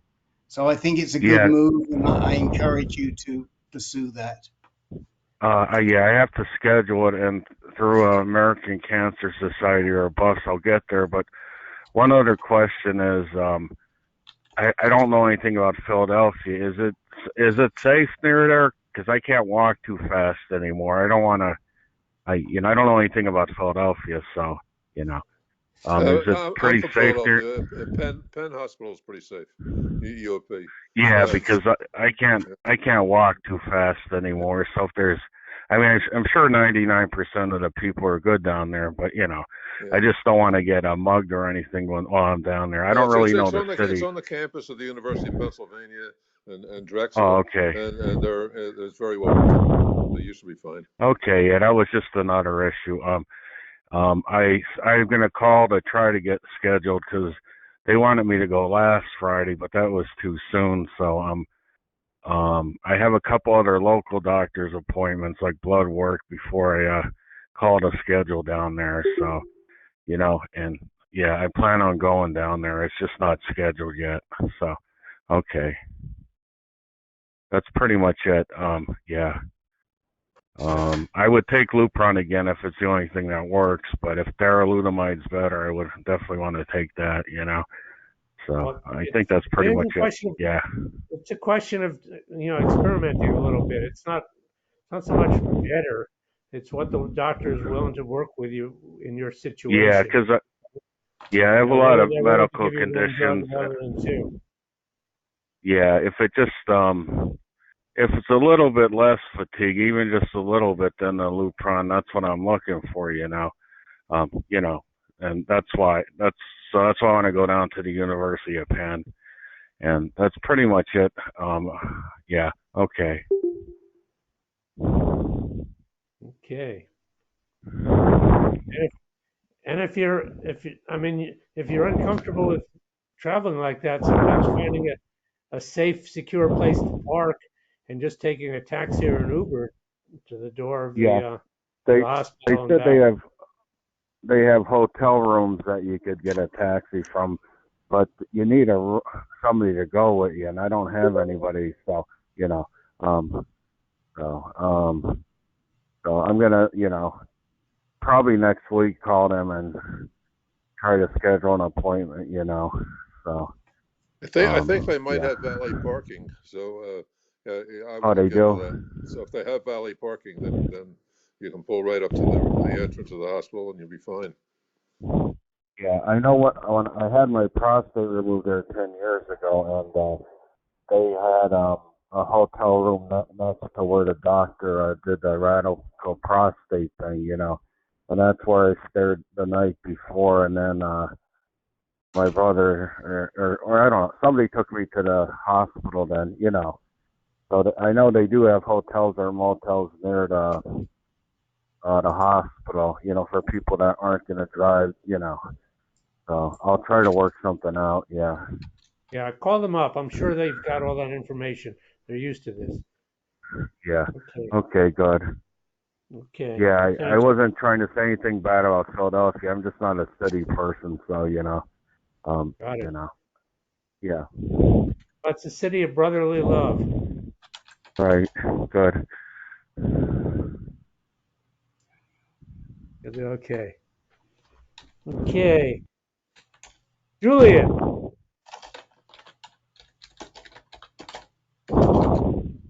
Uh, just a 2-minute update, actually, just to kind of get some background. I had HDR brachytherapy boost and then followed by 23 treatments of radiation.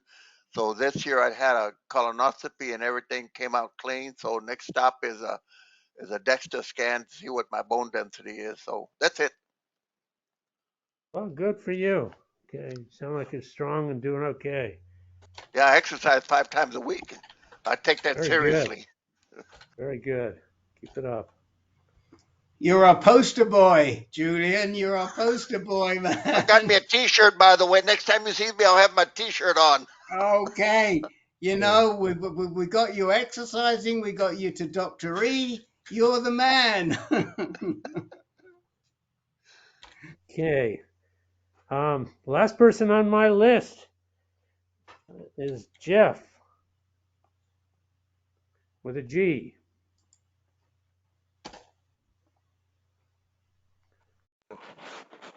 Hi there. A couple of days ago, I spoke to the radiation oncologist, Anthony Wong, and he was looking at the PSMA PET scan, and he was saying, I don't know, and this is very soft. I'm not convinced. And then I brought in the MRs, and then he kind of agreed finally, yeah, okay, these look real. And he agreed. He said, so what do you want to do? And I said, well, what would you do? And he said, well, yeah, I think there's a risk of, you don't want to undertreat this. So he would recommend going ahead with a spot radiation treatment at 4 sites on the iliac and the lumbar L4 and the rib. So I'm just sitting on that thinking, and I probably will do that. He said, of course, there's maybe a 20% risk of a fracture of your, spine or rib in the process, and otherwise risks are fairly low in the spot radiation. That sounds a bit frightening to me, but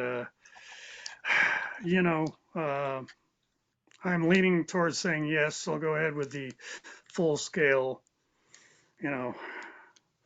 RT. And then meanwhile, I am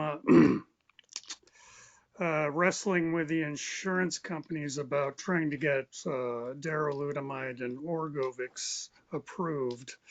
So far, not yet. Submitted a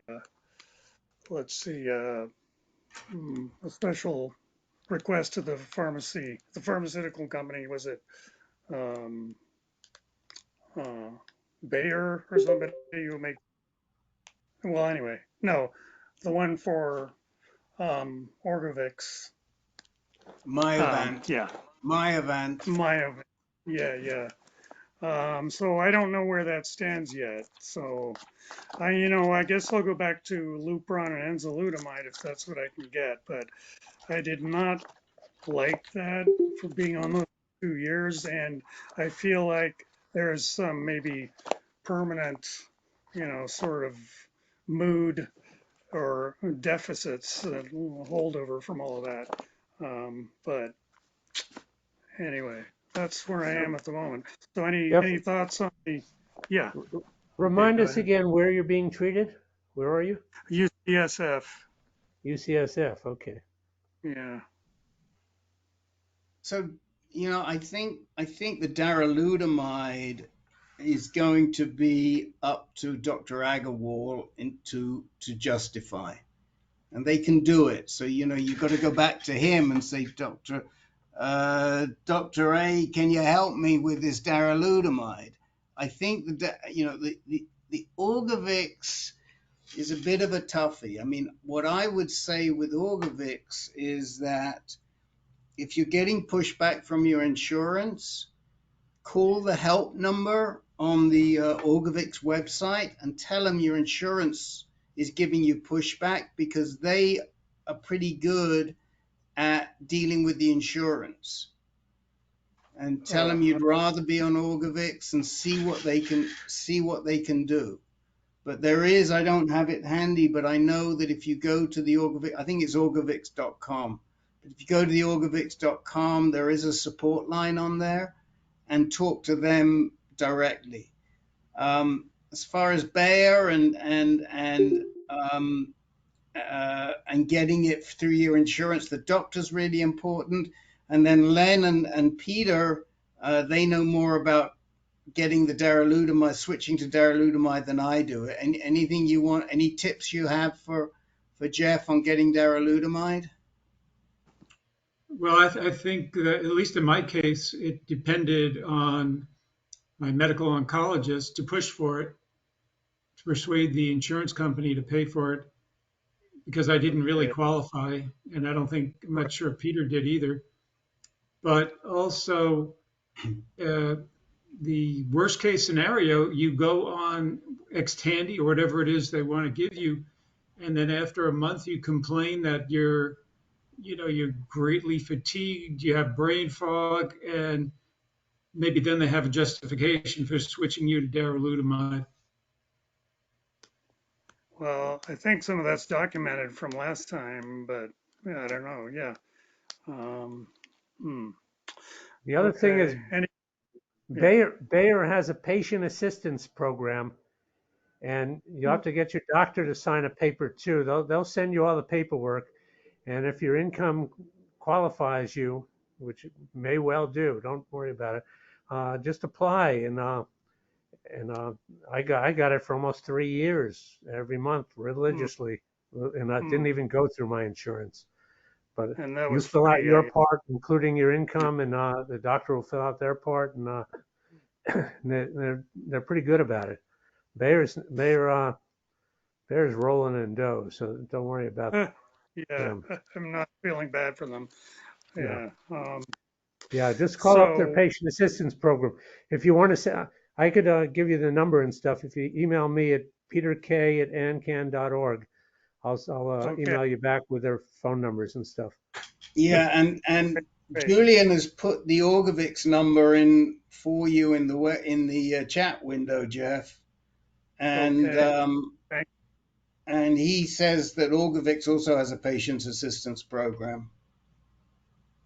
Yes, I did fill out that one, and yeah, the UCSF, they helped me submit that one, so we'll see what they say. They scrutinize my tax return too closely, they might complain. I don't know, but don't worry, you'll be okay. I thought they'd eliminate me, but they took me. Okay, we got to jump over to. I skipped over Frank Fabish, and we got to vacate the room for the MS group. So Frank, go ahead. Thank you. Okay, one thing, I don't know, Rick, if you know, but Myovant has been sold. Oh, I didn't know. Myovant has been sold to whom? Do you know? I'm not sure whom, but I talked to Snow Company, where I'm an ambassador to. Yeah. And they told me that things were slow because of Myovant being sold, and she was going to a meeting last week to get caught up on what was going on. I'll try to follow up. Well, we'll reach out to Maria Corkins as well, so we'll see what she's got to say to us. But thank you for the heads up. But the other issue that I got sort of hit in the head about a half hour before our meeting, I got the results back from my genetic testing, the second round, and was a bit flabbergasted by the results. If you know, my PSA was going up. I had a new nodule in my lung, They did a biopsy. They sent the samples off to the lab to Foundation 1, and I got the report back, and it hasn't been seen by my oncologist yet. So, nor have I talked to the genetic counselor, which I'll be talking to tomorrow. But they found 5 new mutations with my testing, and I was tested 3 years ago and had no mutations. They found an AR deletion exons 5-7. They found a BRCA2 and a BRCA2 splice site 761A2A. They found a CDKN2C and a CDKN2C loss. They found a PLK3CB and a PIK3CB E552K subclonal, and they found a P10 and a P10 S10FS star 14. Okay. Bingo. So, before you get a couple of things I want to just make sure you follow. These are all somatic changes. So it's not really the genetic counselor you need to be talking about, although we love our genetic counselor at the James, but she's not going to have a whole heck of a lot of input for you. The genetic counselors are there when you have an inherited mutation. Okay. You have not, these are all somatic changes that you have made yourself. Okay. So, so don't be, what's her name? It's just slipped my name. What's our lady's name at our genetic counselor at the James? Mandy Krause. No, the one that you stood up for. Who's the other Yeah, one? Mandy Krause. Oh, okay. No, I'm thinking someone else. Doesn't matter. So, the point here is that you need to get together with Dr. Mortasavi and talk about treatment options. And given that you have a BRCA mutation, albeit somatic, it opens up more treatment options for you. Now, those treatment options may be a little toxic, and so you've got to talk to him about that. But in a certain sense, it's not a bad thing, because you're now going to be responsive to a PARP inhibitor if your tumor is showing a BRCA mutation. Now, that BRCA mutation might be there now, which means you have to respond to it now. It might go away like it did in Len's case. At one point, Len was BRCA positive. At another time later on, he was not BRCA positive. Unlike, say, Peter, who has an MSH6 mutation, which is germline, which is in every cell in his body, and it'll never go away anytime. So what I want to be sure you understand is this difference between the germline and the somatic. Understand. Which we talk about often. We talk about often here. Peter, you want to follow up on Len? I also have a BRCA2 mutation, somatic. At least the last time I checked, I did. But as Rick pointed out, it can disappear, it can change. So, who knows? But that's, that does open up the possibility, just like Rick was saying. My doctor's thinking if my treatment doesn't work out, we'd switch over to a PARP inhibitor because of the BRCA mutation. But it's hard. I mean, it's a lot of guesswork. They don't really know what's actually driving the cancer. In some cases, they kind of do, like in Carl's situation, was with the opening of the meeting, because his was a germline mutation. But when you're talking about somatic mutations, it's a little bit of guesswork in terms of what's really driving the cancer, and what's really effective in terms of treatment. But I wouldn't sweat it. I would go back to your medical oncologist. Hopefully, he's really up to speed on mutations, and and really talk this through, because it opens up possibilities. Lindsey Byrne was who I was thinking of, Frank. Yeah. But that's not who you're seeing any longer, right? Right. It's Mandy Krause. Right. But like I say, they're not going to be able to. They don't have much to contribute, if anything, to this conversation, because they don't have. I shouldn't say they don't have. They do have some expertise in what the treatments are for these mutations, but based on germline, based on inherited. But sometimes the mutations are exactly the same. One thing that I've asked several times and I've always been told is that there is no difference in how the drugs work, whether it's a germline or a somatic mutation. Now, the difference is that you could be taking a PARP inhibitor for a while if you have the somatic mutation, and the next time you test, you might not have that somatic mutation again. Although what we've also seen is that the BRCA mutation returns to wild type for people that have germline, meaning it goes back to that you still have the BRCA2, but it goes back to its unmutated version. That's what happened with Professor Bill, for example. So the olaparib stopped working. Carl too. And Carl too. Okay. Right.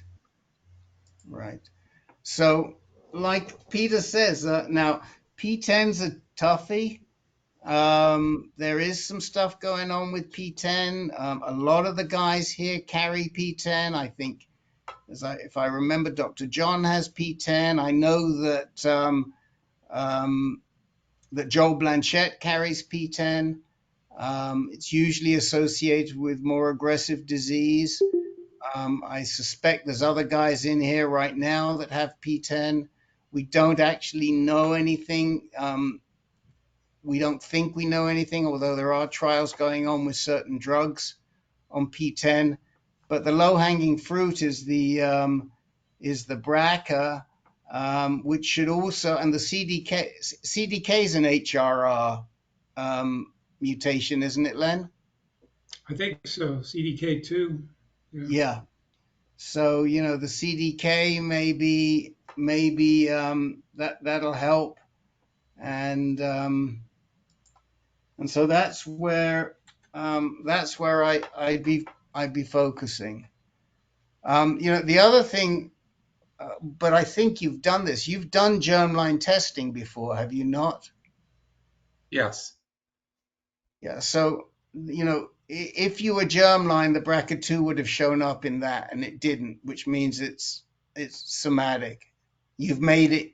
You basically your tumor has made it itself in response to the treatment. Yeah, I had germline back in 2013 with my breast cancer, and then I had it again in 2016, and it didn't show up in either one of those two tests.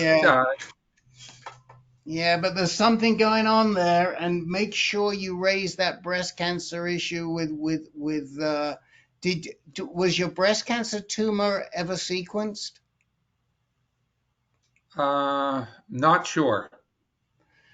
But make sure, yeah, I forgot about your breast cancer. I mean, that would sort of be an indicator that the BRCA is more than just somatic. But I don't know. Did anything show up on your germline? Were there any No, mutations? Nothing. nothing.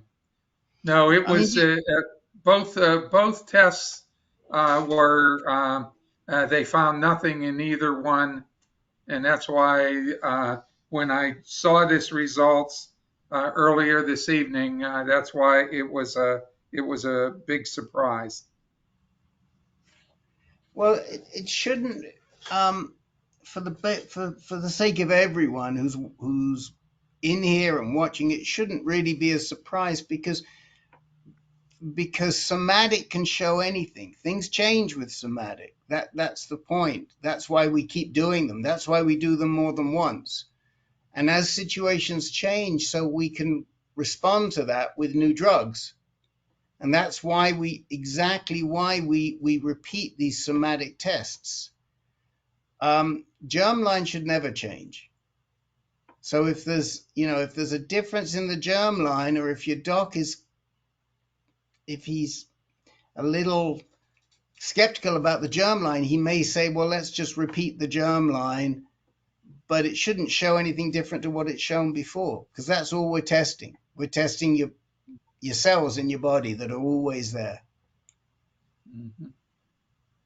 But I would say that, and Peter can talk to this better than I can, but at some level, I would kind of be encouraged that there's another treatment option that's opening up for you. What would you say, Peter? Yeah, I would say find a good movie tonight to take your mind off of this. And, this is not the worst news in the world. Who did your testing? Foundation Medicine or Yes, Foundation Med. Okay, good. Okay, well, and it's news, but it's not bad news particularly, or it's not good news particularly. It's just news. So try to get a good night's rest, and hopefully your doc, your medical oncologist is up to speed and well versed in genetic mutations and somatic mutations and so forth. And it'll open up some good discussions, I think. Talk to them, ask them ask them what his experience is with these mutations, and just be point blank. Come on like you don't want to come on like an expert. You're a neophyte just like me. Just say, hey, have you ever treated anybody like this? How do I know if this is really significant? How do I know this is a driving factor in my cancer, or is it something that's really not that big a deal or important? And just have some good discussion about it and see where it's going. This is not something that's going to come down like a lightning bolt and change things particularly right away. Okay. That's my feeling. That's the way I treat this stuff. It's open doors for me, and some of them have been good doors, some of them have been not so good doors, but it's okay. Just another step. Okay, guys. I have a question on the somatic testing. When you do follow-up testing, is that done by blood? My initial one was done by tumor tissue, but do they do follow-up then, like in 2 or 3 years in Frank's case, with a blood biopsy? And is it a reduced price if you've already had one done there? It's not a reduced price. It's the same, but it should be covered. It shouldn't make a difference because it's covered by Medicare. Provided your doctor thinks that you still need it, then yes, it will be it'll be covered. The blood and the tissue tests should deliver similar results. They're usually pretty consistent, but it can be done again with either new tumor tissue, or if you're PSA is high enough and you have enough circulating tumor cells, it can be done with blood. Thank you. And I want to say just a couple of things before I clear out, at least for the sake of the recording, for people who listen through to the end. The first is that thank you to everybody who has gone to great nonprofits and given us a testimonial. We're still working on getting 10 or more. I think we're almost there. We might even be there today. We're getting them from all across AnCan, but I know a couple of guys have given us some great testimonials. And if you haven't given us a testimonial before, think about going on. You can go to our website and click on testimonials at the top. The other thing, just for the record, is that it was said earlier at the beginning that the groups don't focus on palliative care, on end-of-life care. We've always focused on end-of-life care. And in fact, I put in the chat window, and it'll be copied, a fantastic video that we did with Professor Bill when he went into end-of-life care. And it was just eye-opening, heartwarming, and wonderful. And, you know, it may not have been seen by everybody, and it gets a little back to Peter's musings on selective listening. And I think there's a sort of there's an element of selective listening going on here. But if you want to see it, just check back in the chat window or search for Burhans, Burhans, on our website, and you'll find a terrific presentation and short presentation that Professor Bill agreed to do with us, which is marvelous. And if anybody here is on, we call it Health Locked Out because they've blocked a lot of us, but if anybody here is on Health Unlocked, I would ask you to post that on Health Unlocked, because if there's an interest right now, this is truly a fantastic resource, this Professor Bill's interview. Thanks, everybody. Okay, thank you. It's been a good evening. Thanks. Yeah, thanks very much for. We've had some difficult situations, and they will continue. They're not going away. Thanks everybody who was open enough to talk about their challenges tonight. So, yeah. And come on back in 10 minutes, Jerry. Yeah, that's just what I was wondering. On the same, I can just do it exactly the same. We just closed the room down to finish. We'll close the room down. In fact, I'll turn this recording off right now. Yeah. And Alfred, give me a call when you have a moment, okay? All right, I'll see you in about 10 minutes. That's fine. Okay. Goodbye. Good night, guys. Good night.